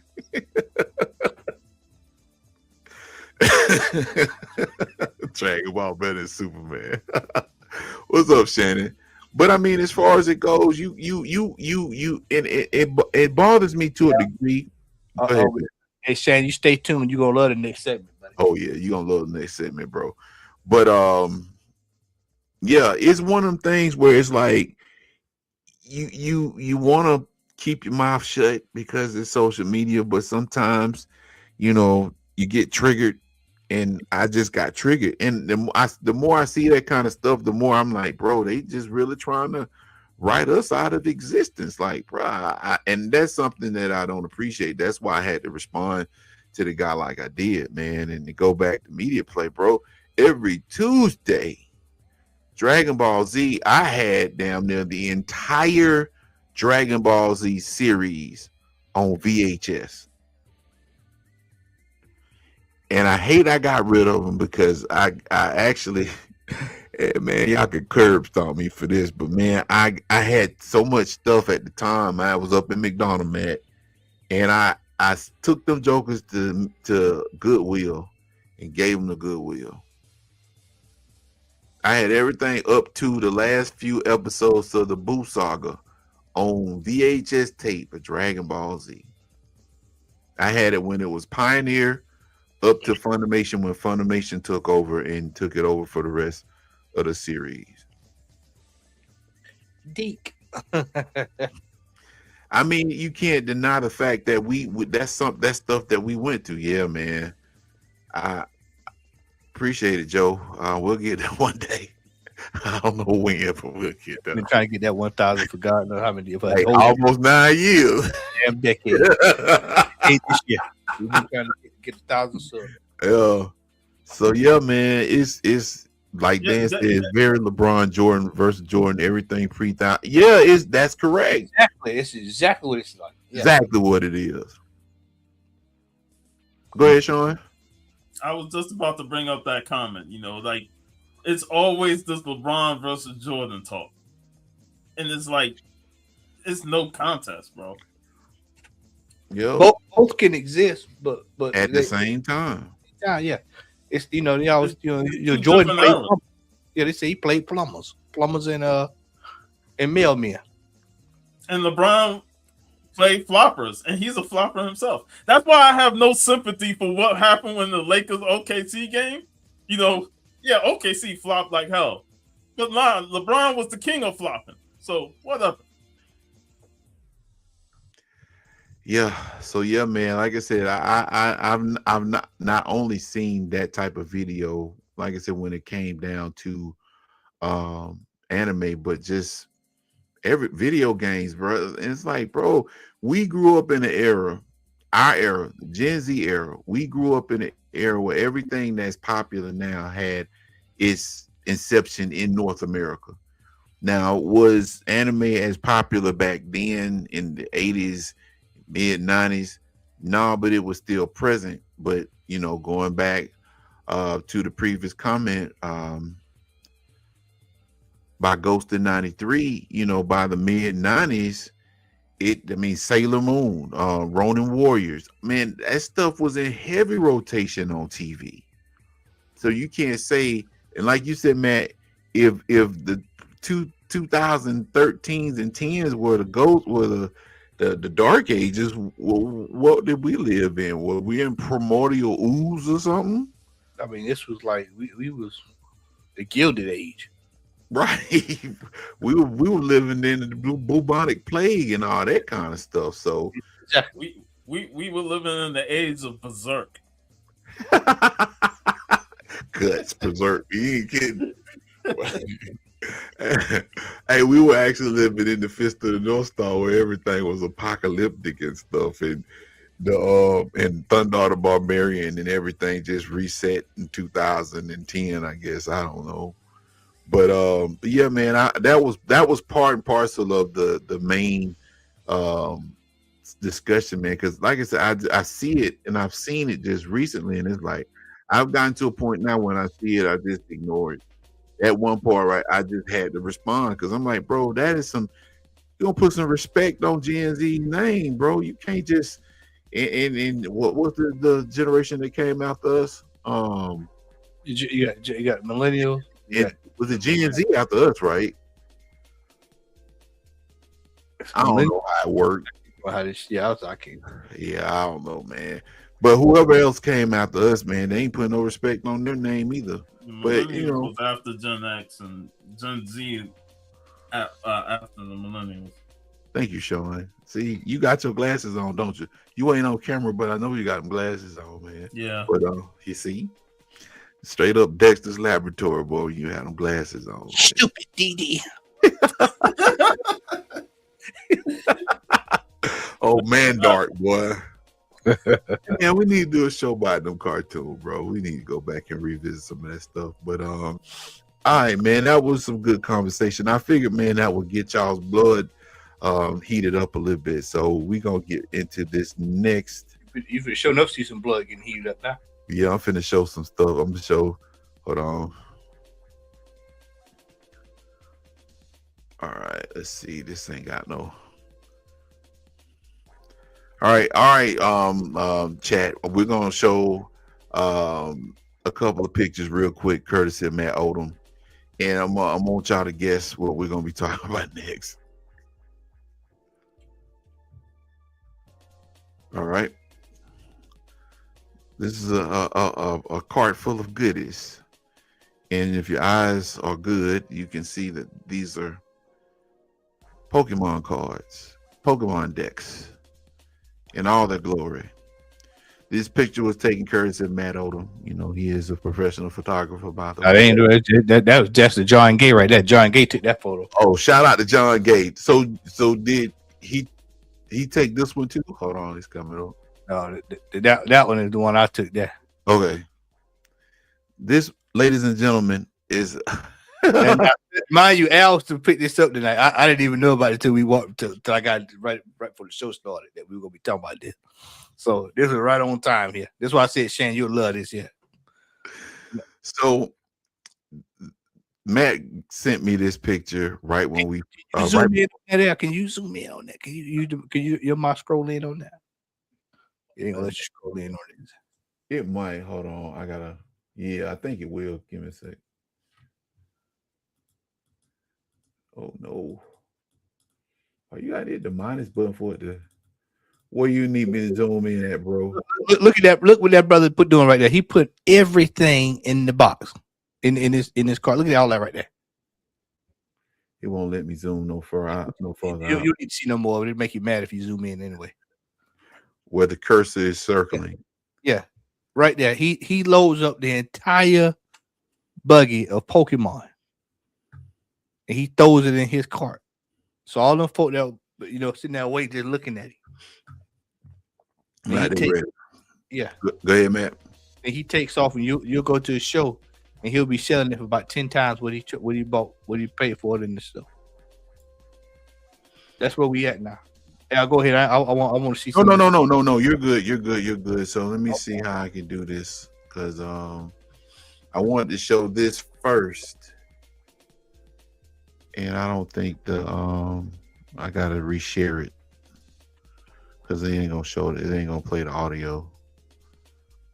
But this was like part 2 of this Saturday night discussion, because I noticed on social media this is like getting like really crazy, and I started noticing some stuff. I don't collect Pokemon cards. Matt is our resident Pokemon card collector, but he does not collect Pokemon cards like these people. At least to my knowledge, he don't. Look, I ain't standing no line. I ain't fighting no damn body over a damn Pokemon. He might be out there doing pedigrees on folk. I don't know, because he ain't. I don't see him. All Shannon, the one out there body slamming folks. All right. All right. So I'm gonna let this run for a few minutes, and then we're gonna get to a discussion. Just check this out. Apparently, it's all the rage again. Apparently, it's the biggest, most important thing in the world, and the adults are ruining it by scalping everything. They are. We can't even collect kids' cards anymore without scalpers ruining the whole damn thing. Let's go to Los Angeles here. As a man was inside of a Best Buy because he wanted the first Pokemon cards of the day. Oh, yeah, I've seen it. Probably at a Best Buy in Pasadena, a man was found inside that closed store. A group of Pokemon card collectors were camping outside the Best Buy all night. They noticed a large police response and found out a man was still inside the store. We heard from witnesses who say they believe that man was hiding in the Best Buy before closing so that he could get to those Pokemon trading cards. Pokemon 151. Oh. Yeah. We're here for the 151. I was just here for some Pokemon drop, but I went to the restroom, not even 15 minutes. I come back and there's cops everywhere. That man, there you see him, was taken into custody. So we now have dudes trying to camp out in stores overnight, trying to get the Pokemon cards before everybody else. Which is ironic because he's literally paying for it legally. Yeah. Can you pause that right quick? Yeah. Right. Can but you it's not pause just it? Best Buy. Emotional damage. Hell no. To the no, no, no. Yeah, to the no. Hell to the no. To the no, no, no. Oh, it was great to see Bishop Bullwinkle back in the house. All right. Hey, Go ahead. a little emotion. No, you good. I appreciate you doing that, man. All right, so here we go. It's Target. As we have these wonderful little displays. They're so cute. They so selling them on and guess eBay. what? People are just taking these things and leaving the store. And then they're turning around and selling them on eBay. I don't know if they're just taking them because I've actually asked Target employees when I was a kid, like, can I have this empty display box of a Harry Potter thing? And I would just blink my eyelashes at them, when I'm 10. And they would say yes to me. And I would just walk out there. I got it. So maybe they're just, lucky and they just get it too. Yeah, but the guys taking this aren't 10. They're middle-aged men that don't have a minimum wage job that are trying to take and they sell it for display. Trying to take a whole display and then like Scott is just like, why are you? I would never buy something like this. I don't know why they think that they're just going to go out there and say, "Hey, Pokemon fans, you want to put this in your room?" It's just like the only people. Apparently, they do. Store. They got it for free and they sell it on eBay for $900. It's just like crazy. I love this hobby. I've collected cards for a long time, but like this is too much. It's one of those times where I don't buy from scalpers ever. Never. Oh, Okay. This is insanity here because I see this right here on eBay. I have eBay pulled up and they actually are selling these things. Look at this. Target Pokemon display ditto. $465 right there. No, what you need to do is you need to go to the sold listings because that's just asking price, right? So this is what they're asking. Okay, sounds good. So scroll down. There's a sold listing next section for you. There it I is. should watch this video. Where? Show only sold items there, and then it's gonna re-go. There you go.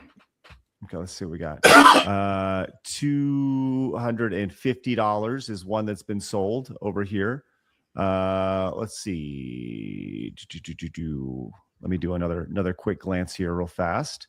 We have one that's sold for 700 blabs. Apparently I'm frozen right now, which sucks. You're not. We see you. Oh, I'm Yeah, not? you're Okay, fine over cool, here. cool. Yeah, you Okay, dude, cool. you're not frozen at all. It was frozen on my end. We had a one that was $700 over here. We had one for $550, one for $900 blabs. And look at the dates that they're selling, right? All May 4th, right? And May 5th, right when these things went on sale. So that's what we're doing right here. We're that's great to see. Just wonderful. Great. Awesome. Love it. What the hell is up with people? I don't why what is the deal with Pokemon? I don't understand. When did this just get super when did this become a big thing again? So you joked about Logan Paul earlier. It kind of happened after him because he had his thing where he came out, he bought his Pokemon Illustrator card. He then got scammed with a big box of original Pokemon cards, and after that, he's just like, "Hey, you guys got to go out there. You got to you got to hustle," because he's got like a bunch of hustle bros that like believe in him. And after that, it kind of is when it all started. A whole bunch of people go out there, they take all the product, they think, "I'm going to get those big cards, and then I'm going to sell them just like the Paul brothers told me to do." And it really does suck because it's not really slowed down ever since then. Yeah, it's really not just ever slowed down. It sucks, man. So you're telling me that the Paul brothers have made the Pokemon craze popular again? There are graphs that show, I don't have them on hand, but like there are graphs that show that once he did his video talking about his Pokemon Illustrator and some of his other Pokemon collecting stuff, it like spiked. It did a hard spike. Okay. You know what? That's fair because I can relate to that. So there's a giant YouTuber who's got almost like 500,000 subscribers for Harry Potter, and he once did an unboxing of art box cards that don't even exist anymore. And since that, which happened 6 years ago, it's got crazy upwards where a box, like a factory sealed box, is like minimum $500 now. According to Google, it says Logan Paul heavily influenced the Pokemon community around 2020, 2021 by driving up trading card prices by roughly 1,000% following viral card openings. He notably purchased a PSA 10 Pikachu Illustrator for over $5 million and previously owned a sealed first edition base set box. And his involvement was marked by a shift towards high value investing with his liquid marketplace project aiming to sell shares in rare cards. All right. So there's some more stuff that they talk about because I watched this video earlier. Matt, since you are, because I got a couple more videos to show, but in the meantime, could you chime in on this since you are heavily into the Pokemon collectors market? I just think for me, is what you see is a lot in this industry, and Shannon's in the chat. He'll tell you if he's still in here. What we see a lot of when we go to these card shows is you got to pull that down just a little bit, Al, because I hear a lot on my end. Okay.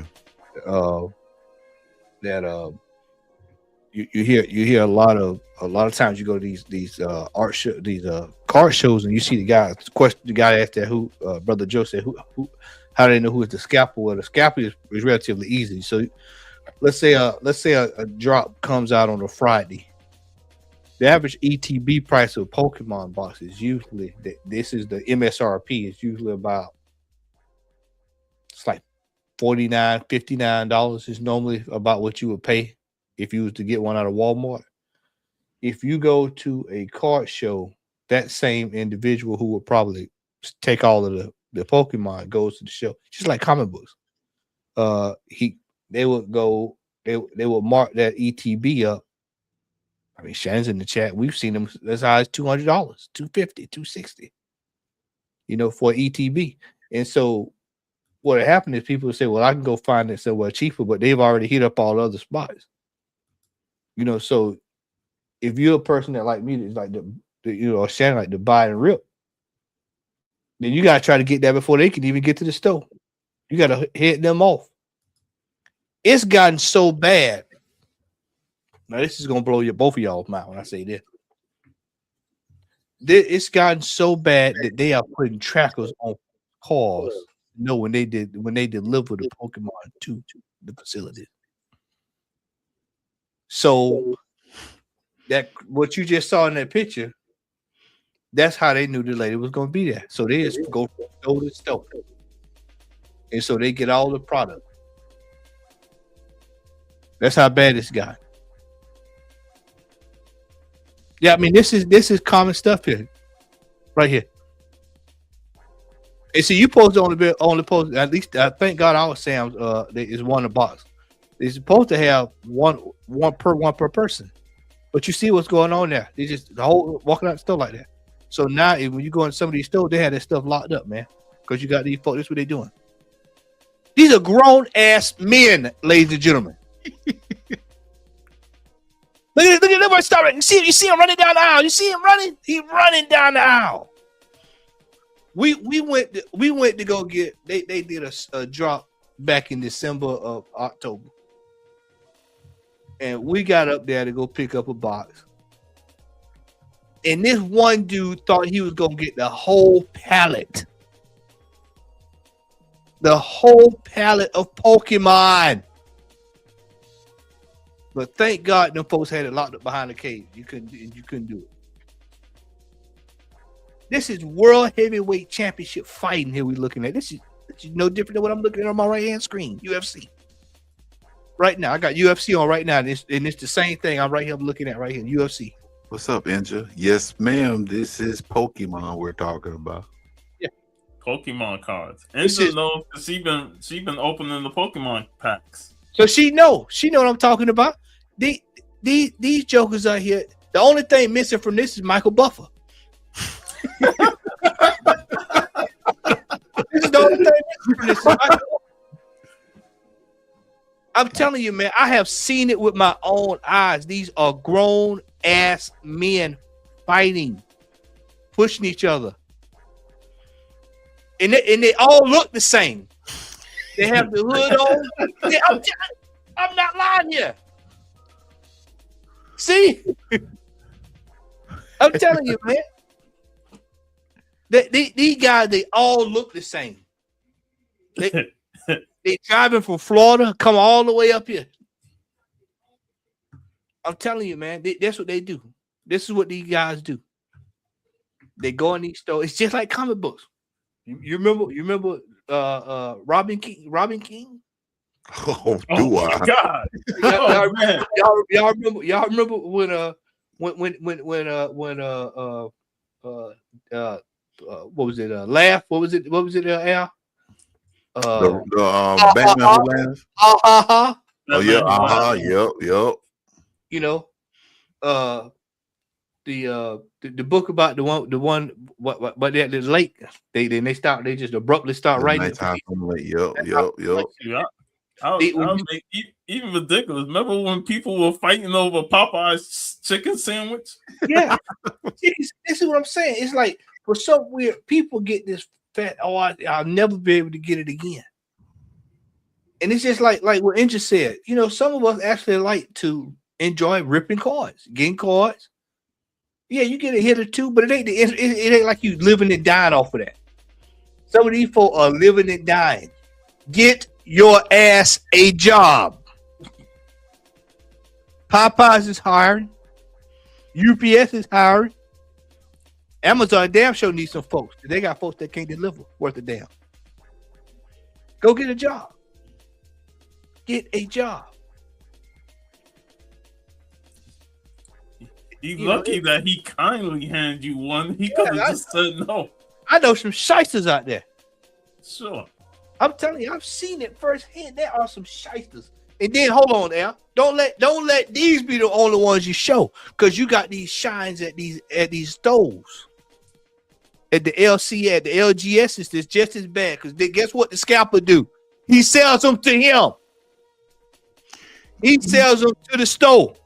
You know, one quick thing, real quick, I'm gonna let you continue. I saw a video where this one guy was actually, he was either part of a large card show, but he basically said that they had banned, I don't know, I mean, I guess they know. I know what you're talking about. Well, he started banning folks. Yep. That if the new product just come out, then they turn around and sell it and send them off. Yep. Yes, he wouldn't let them come in and sell nothing. Yeah, man. These guys buy that stuff. It was like that last weekend. I went to a car show down here last weekend, down in Perry. And I was walking through that, and I was telling Shannon this the other day. All I saw was anybody in the chat, anybody that collect Pokemon, go know what I'm talking about when I say this. All I saw was Ascended Heroes all over the place. I saw more Ascended Heroes than I've seen bathrooms. Everywhere I looked, it was an Ascended Hero, Ascended Hero, Ascended Hero, Ascended Hero, Ascended Hero. So that told me immediately that's the scalper. That's the scalper right there. Because if the local stores, and we got a mutual friend that work at the GameStop here, if they cannot get the product in the stores or keep it on the shelf, how does Johnny B. Bad have 20 cases of Ascended Heroes sitting on his table? How does he have 20 cases of Ascended Heroes sitting on his table? So you know that's the scalper. And as the brother stated in the chat earlier, I refuse to buy from those folks. So you know how you saw that problem, how I remedied that problem? I just go buy the cards and just keep it moving. I go find wherever the cards is at whatever, decent price, whether it's at a shop or if I see somebody selling, and I just get the card. I refuse to put any money into that shot, to these shots right there. Them cats you showing up there right now, them Shine's hands who are in there elbow dropping off the top rope or a box of Destined Rivals and Ascended Heroes.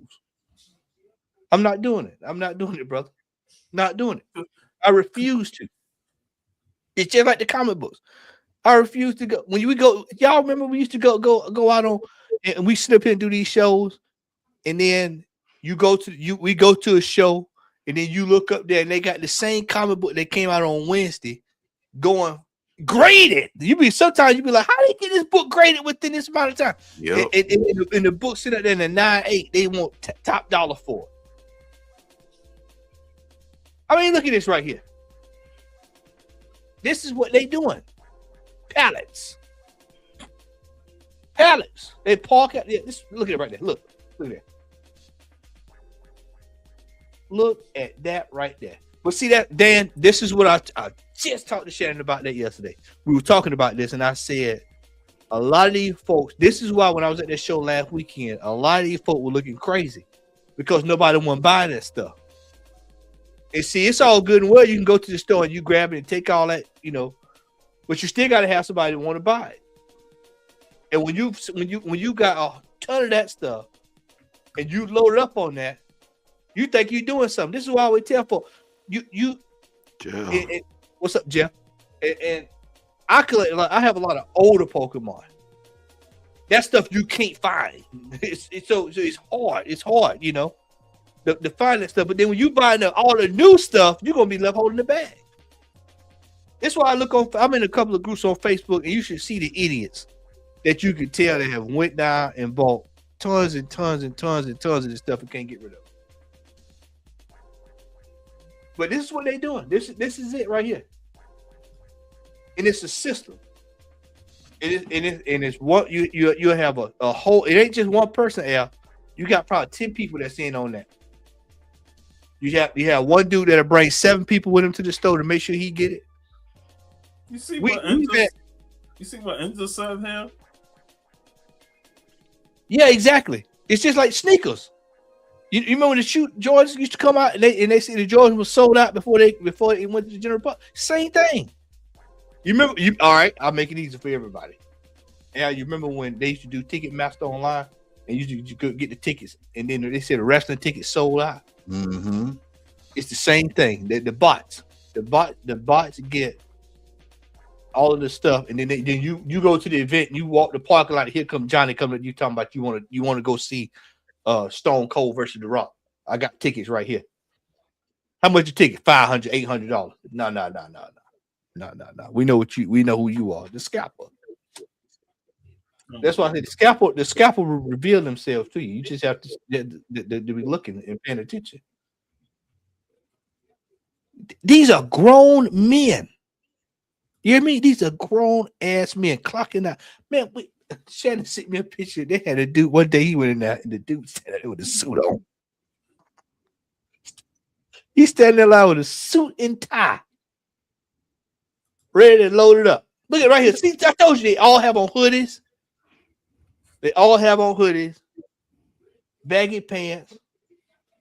Typical. This is typical right here. Sitting outside camping, outside of Target. Not for a PlayStation. Not for Nintendo Switch. Not for the new Star Fox that's getting ready to come out. They're not camping out for that.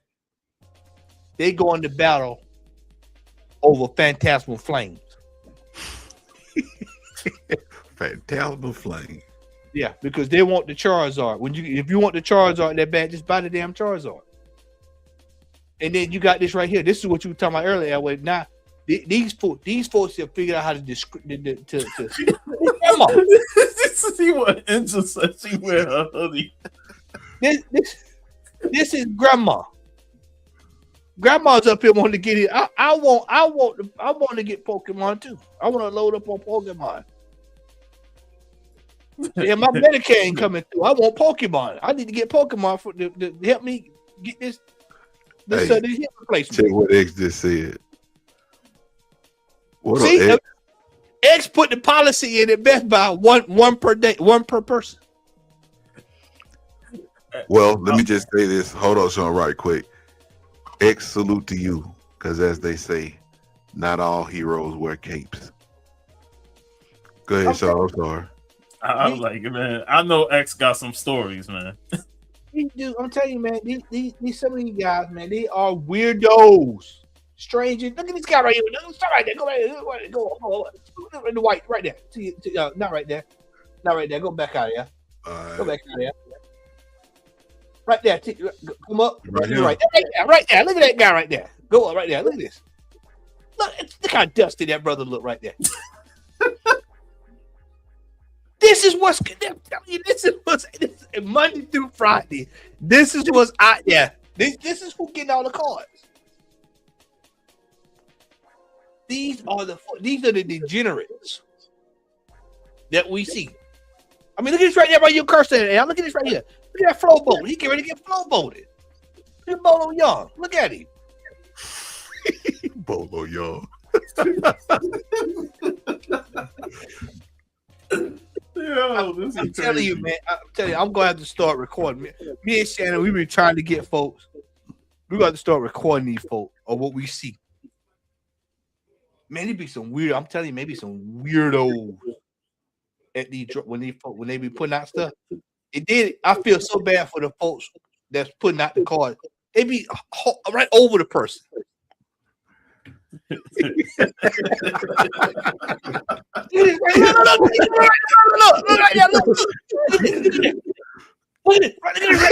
Look, wrestling for real. Look at this. Chaos. Unfucking believable. Grown men. Dusty. And I ain't talking about Rick Brown. Look at this right. Look at this brother right here. Look at this. Well, you know he never. Hey, Sean, this is what I was talking about at the beginning of the show. So yeah, this is chaos, man.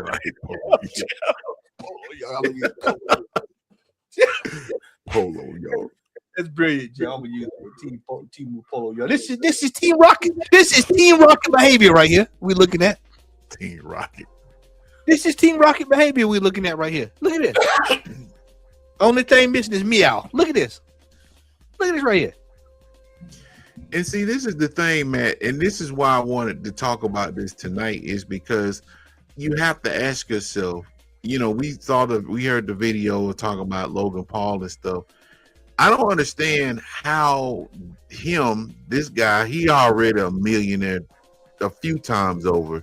So yeah, he can go online and say this kind of stuff. If I'm not mistaken, he had a what they call an NFT a few years back that he bought for several thousand, like $50,000-$60,000. It ain't worth for like $30-$40 now.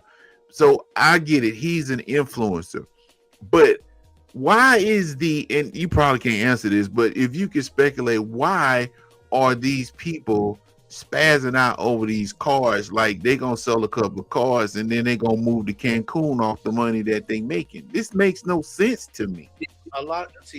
There are expensive cars in Pokemon. This is a fact. It's a known fact. But what happens is, what I found, at least in my collecting, is they're not collecting like the truly collectible stuff. What they're doing is they're getting this modern stuff because it's a quick hit. They want a quick hit. They see that, I can get 5 boxes of this and sell it for $200-$300 a box because some dope's gonna buy it. And in their mind, that's what they think is gonna happen on a consistent basis. They're chasing the high. You know, and so what's up, bro? What's up, brother? And so what you're seeing here is the scarcity. You got to keep in mind, everybody can't find this stuff. So when people do find it, they have to a plum fool like this right here. I mean, look at that, man. Look at this right here. Look at this right here. They passing licks over some Pokemon cards, man. Like body slamming people, man. Look at this dusty behavior right here. in a Target, exactly. Quick people will buy this stuff for a premium. It's a quick flip, and so they look at this and it's yeah, man. I gotta have it. I gotta have it. Team Bloodsport. Hey, you on one tonight, ain't you, Joe? Hey, Jeff. My heart's on fire. Gonna push it over the wire. Okay, USA. This is where we at. I agree. And the sad part of it is, man, I talk about One Piece, and sadly, this is starting to kind of creep over into that particular card game. Wait, you wait. I'm telling you, man. I keep a lot of times stuff that I don't want to keep or have or whatever. I keep it for kids. So a lot of times when I go to the card shop, I have it in the car, whatever. And the little kid come in, and I've seen several times where these kids come in, and their parents like, we can't afford that. So what I do, I just walk out to the car. Yeah, man, take this. They give it to little kids, man. And these jokers like this, these shots are like this, they don't care. These brothers, right, they don't care. If the Billy walked up to me, I just want one pack. I just want to get a pack of Surgeon Sparks. They say be gone. They turn him away. These are grown. Let me say it again. These are grown ass men that sit around and drink liquor on Fridays, going to the store to get a children knocking down for. This is like a Tickle Me Elmo. This is Tickle Me Elmo all over again. Remember the women was fighting on Black Friday for them Elmos. What was it? What's them dolls they used to have back in the day? Them Cabbage Patch Kids. No. Beanie Buttons. Oh yeah. Quick flips. I remember that. Just like Sean said, we were joking about it. They were flipping chicken sandwiches. Yeah. Yeah. Hey, man, this ain't nothing to laugh about, but folk literally got murdered over them things. We talked about it earlier with bento boxes. The bento box. We talked about it earlier. The bento box. You got idiots buy the bento box. They're bento box. $300 for a damn bento box. Hey, popcorn holders from the movies. Yeah. It's sad, man. It truly is sad. It's very sad. And this is what right here, what Jeff said. I mean, you got kids, bro. They ain't trying to get the golden foil Jigglypuff. They just want the cards. My nephew collects Pokemon cards. One of my nephews, rather, and it's hard for him because I mean, you got National Wrestling Alliance and Target over some ETBs and stuff, and it's got me so involved. I don't even collect them. Now I do collect the One Piece cards, and I saw what you said, Shannon, and I got a plug. So hopefully my plug don't get compromised, so I can get some cards. You know what I'm saying? Because I'm not expecting.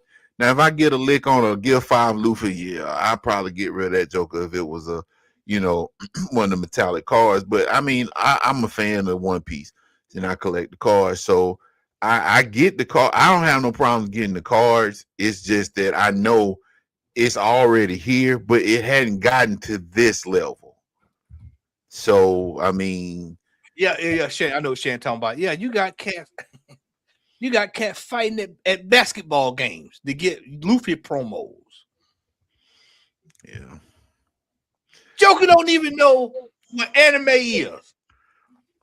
Yeah, like Logan Paul, man, had just bought the first issue of the One Piece manga, and he called him Luffy D Monkey. Like, bro, that ain't his name.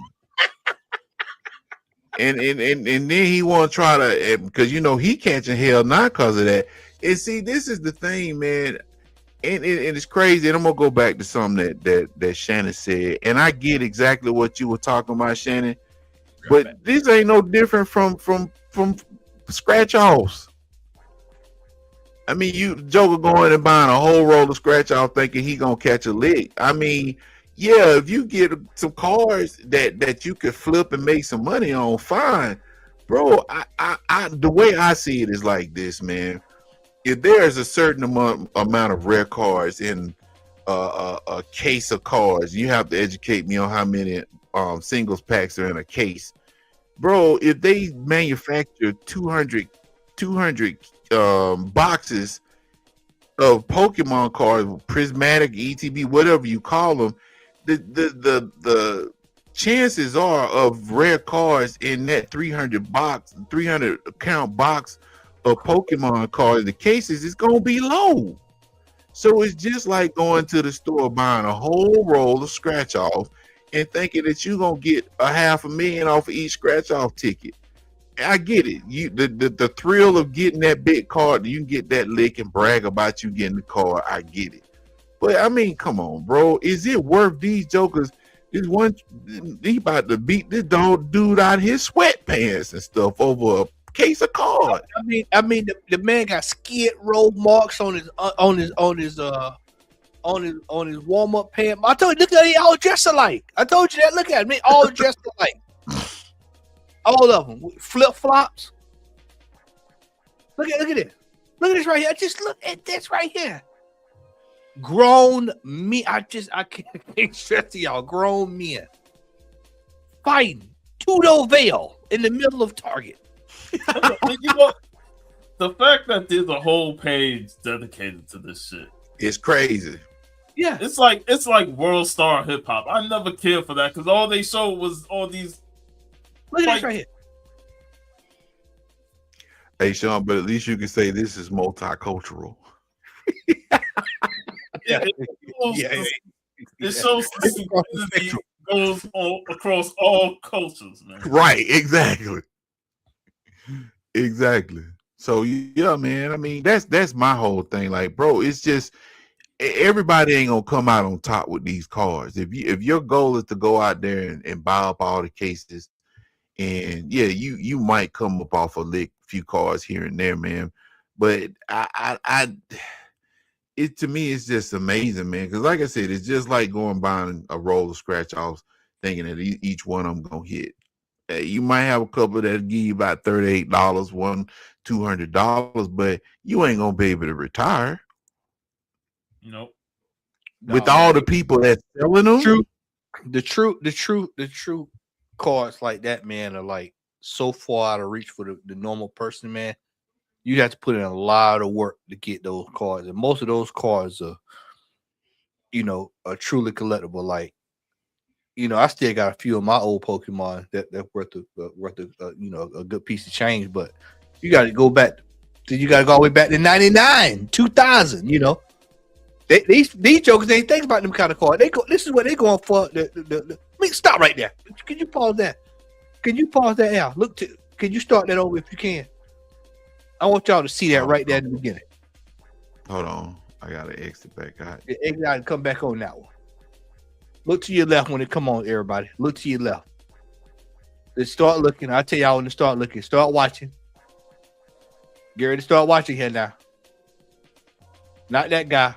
The next one coming over. Let me see if they show it. Let me show. I'm gonna wait here just a second here. I see it. Right here. Look at this right here. That right there. Stop right there. Grown men. Kenny Rogers. Okay. You see the Kenny Rogers? Hold on. You see Kenny Rogers? It won't let you rewind. Yeah. It's all good. It's all good. But that's what I'm talking about right here. Right there. Both of them right there. Them the kind of two dudes that me and Shannon be seeing. We see them kind of guys all the time. These old retired men that ain't got nothing to do. And then they get up. Oh, I'm gonna get me some. You know what they say? I'm gonna get me some Pokemon. I'm gonna get me some Pokemon cards. I heard a dude call him Pokemon, like, bro. Well, no, I said I'm gonna get me some Pokemon. I'm gonna sell me some Pokemon. Pokemon, like, bro, you talking about some different cards? A Pokemon card, okay? Pokemon. You go Pokemon? What? Wait a minute now. Whoa. It's amazing, man. Like, yeah, and this is what I tell you. This stupidity goes across all genres. VHS collecting, video games, action figures. Oh, y'all ain't seen Hot Wheels yet. Y'all ain't seen the Hot Wheels. Hot Wheels, comic books, tennis shoes. It's across the spectrum, man. Stupidity reigns supreme. This right here, Al, is a highlight. We might start adding this in. Is up there where you must be out your damn mind. Might add hey, bro. The Poke Fool of the Week. Hey, the Poke Fool of the Week. We might right. Poke Fool of the Week. When they said the movie Idiocracy was a documentary, the fact that it done came to fruition. Yep. Yeah, exactly. You got to know when to hold and when to fold. Most of these fools, I'm telling you, they buy this stuff. And like Shannon said, most of these dudes, they're going to sit on this stuff for the longest, and then they look like idiots. Hey, look, case in point, Robin King. And I ain't even got to tell you who. Al. You already know what I'm talking about. Yeah, I know. Point blank what I'm talking about. It feels like it drops by the minute. The millisecond. A second, yeah. Yeah, like every 10 seconds, the Joker dropped 20% of their IQ. Yeah, but that's why I wanted to bring it up, man, because we've seen this in comic books. I mean, we've seen it in the comic book realm as far as like the FOMO and this, that, and the third. But I have never, and I know, I mean, just based on you, Matt, being into it, I know that there's been a demand in Pokemon cards, but it's like these jokers are just going out their damn mind, man. It's like, it can't be that lucrative for people to be fighting in Target and in Walmart and threatening it. Like I was telling y'all backstage, man, there's a story of a girl in Chile that died. Someone shot her. They kidnapped her and killed her over her Pokemon cards. Now, mind you, she wasn't a scalper. She just sold. It was part of her job to sell the cards. So she got over the fact that these folks over in Chile decided that they wanted to steal her stuff, and now they're in jail. Like, is it worth it? Are those cards? Will those cards get you a one-way ticket out of Chile to the Turks and Caicos and you living the rest of your life golden. It's not gonna do that. And I understand your times can be hard, but geez Louise, bro, it disgusts me. I don't even collect Pokemon cards, and it's disgusting. Buffoonery across the spectrum.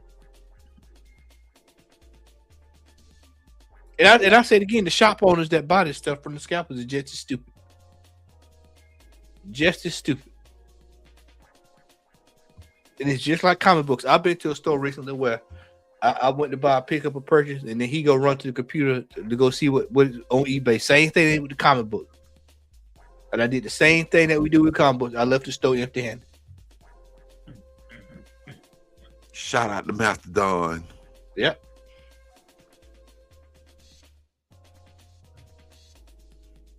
He walked out empty-handed, so. Empty-handed, yep. So let me ask you this, man, as the resident Pokemon card collector, do you see a downturn in this type of behavior anytime soon? Nope. They can come out with bad set after bad set after bad set. It won't matter. Because all these folks now see is whatever come out, they figure that whatever come out, I gotta get it so I can sell it. It won't be anytime soon. It's actually gotten worse. It's gotten worse. But I think what's going to end up happening is a lot of these stores going to start enforcing the rules, kind of like what X doing over at Best Buy. It's going to be one per, and they're going to put a hammer on it, you know. But it ain't slowing down no time soon. I'll tell you that now. No way. Not from what I've seen out in the field. No way. No way. Hey, I gotta admit, this whole section, Matt was going off, man. It's been a while since we heard Matt go off on these fools. So I mean, when you see this kind of buffoonery, Sean, these are grown ass men. These are. I agree with you, man. Yeah, they had a cat that was trying to steal the. That was at the Pokemon World Championships this past. Might have been this past year, whatever. This fool trying to steal the cards, the pack. He signed up like he was gonna play and then try to leave out with the pack, so he can go sell the pack on eBay because the pack was going for about $150, $200. He trying to get home. The police called him and they locked his ass up on the spot.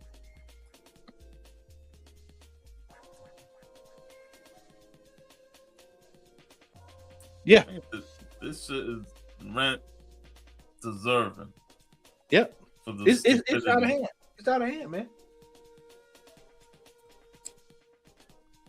Anyway, I'm about ready to call it quits. I'll let you know. I might not be on the show tomorrow. It's Mother's Day. Yeah, I got you. Hey, you said you had a whatchamacallit, didn't you, for Free Comic Book Day? Yeah, you know what? Go ahead and hit it up, Al. Hold on a second. Let me do it right quick, and then we go ahead. I sold it earlier. The Gotcha Man.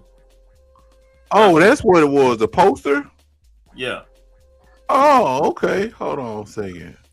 Yeah, I got one. Well, I got two. A couple. So I'm gonna go ahead and head on out. It was all right, man. All right, brother. All right, man. We'll talk later.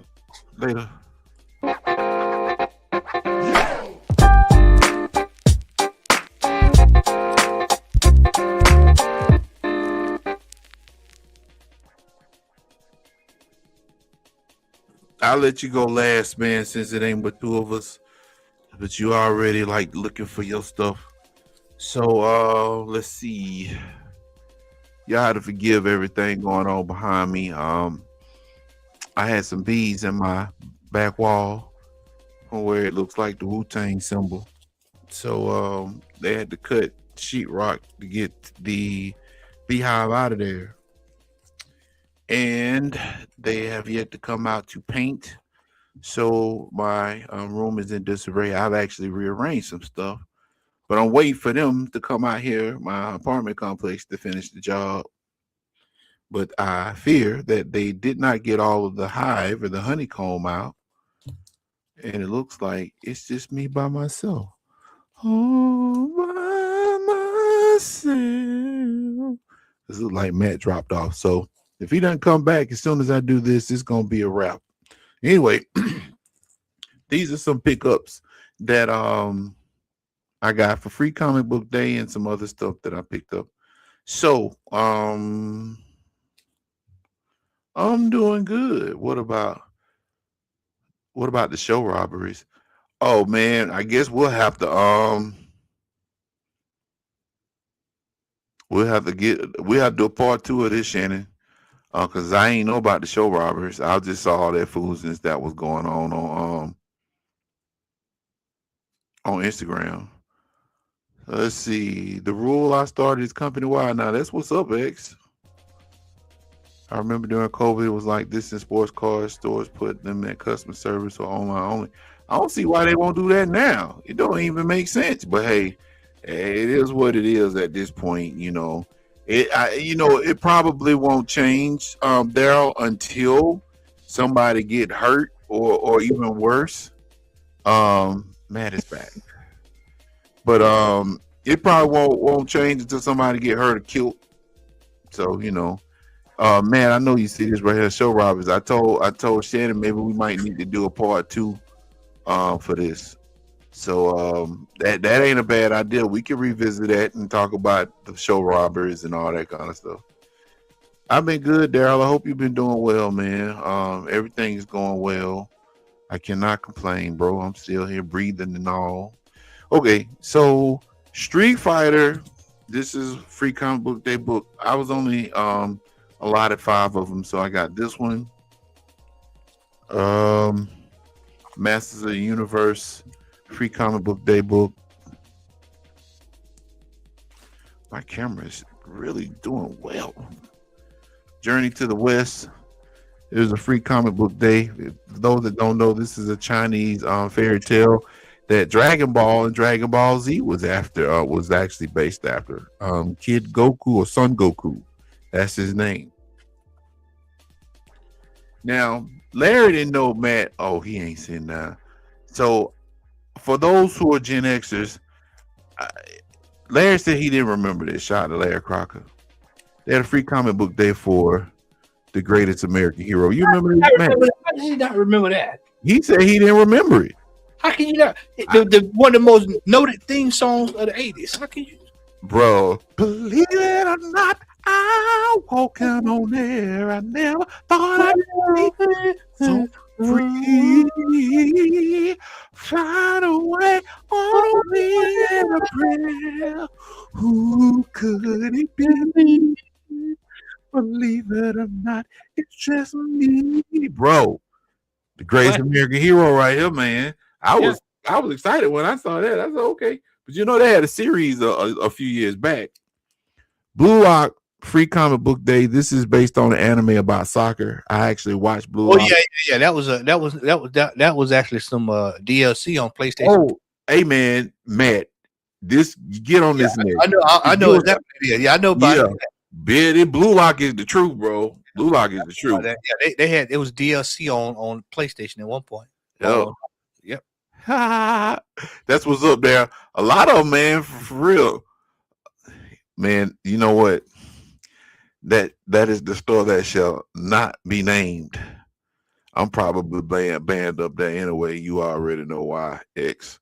If you don't, 1866. Yeah, 1866. You and Shannon. Yeah. Both of you. 1866. Yeah. But yeah, man, Greatest American Hero, bro. Absolute Batman 17. Trying to catch up. Absolute Batman 18. One of the few books I'm actually reading that's really good. Really, really good. I kind of curved back on a lot of stuff, and this is like over a month's time. Absolute Batman 19. Only reason why I got this, they had a copy for me. They had a DCKO, and this is like the first time that Superman and Homelander. This is the issue with Homelander's in it from the boys, and him and Superman fight. Fall of Ultraman.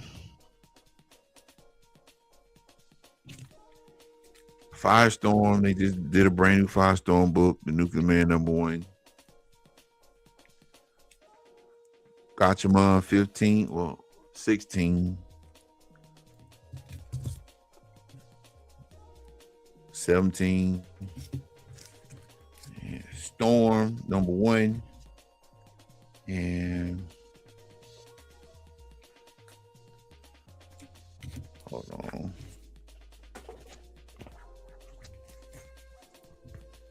Thundercats 25. So that's it for me. And Matt, I know you got the heat. No, I ain't got that much heat tonight, man. But I just had some stuff I picked up over the last few months, whatever. Go ahead, bro. We've got a Sakamoto Days. Hey, you on board now, bro? Ain't you? All the way on board, man. We got that, and then we've got Spy Family. Oh yeah, that's a good one too. Yep. They damn sure have X. And then I got this. I was in Alabama a couple weeks ago, man, and I was at the store and saw this, and I was like, I'll grab this. I already got the regular copy, but I got one signed. Run the jewels. Yep. So I got it signed by the artist and Ta-Nehisi Coates. So. Oh yeah. Yep. So what did you buy like that, or you got it signed with? I bought it like that. And I said, yeah, I'll take that, man. So I'll just pick those up. And that's it for me, brother. Okay. RT. All right. Well, that does it for the night. And yeah, that was a rousing conversation on both of those subjects, man. X, I don't know if you came. Yeah, you need to watch the replay, man. We talked about gatekeeping, and this one dude was talking about anime, man. I was hoping that you would be on, but hey, you got things you got to do, bro. Yeah, man. But enjoy it. Yeah, I think you would have liked that. Now, I'm pretty sure you probably would have weighed in heavy on that topic, man. But anyway, that's it for tonight. We'll let y'all know when we'll be back because everybody busy. You know, Matt stay extremely busy. And shoot, I'm thinking about picking up part-time gig and all that kind of stuff, man. But you know, life goes on and we still good. We still here breathing and all. So that accounts for something. But basically, that's pretty much it. Got a Silver Age Sunday on my channel.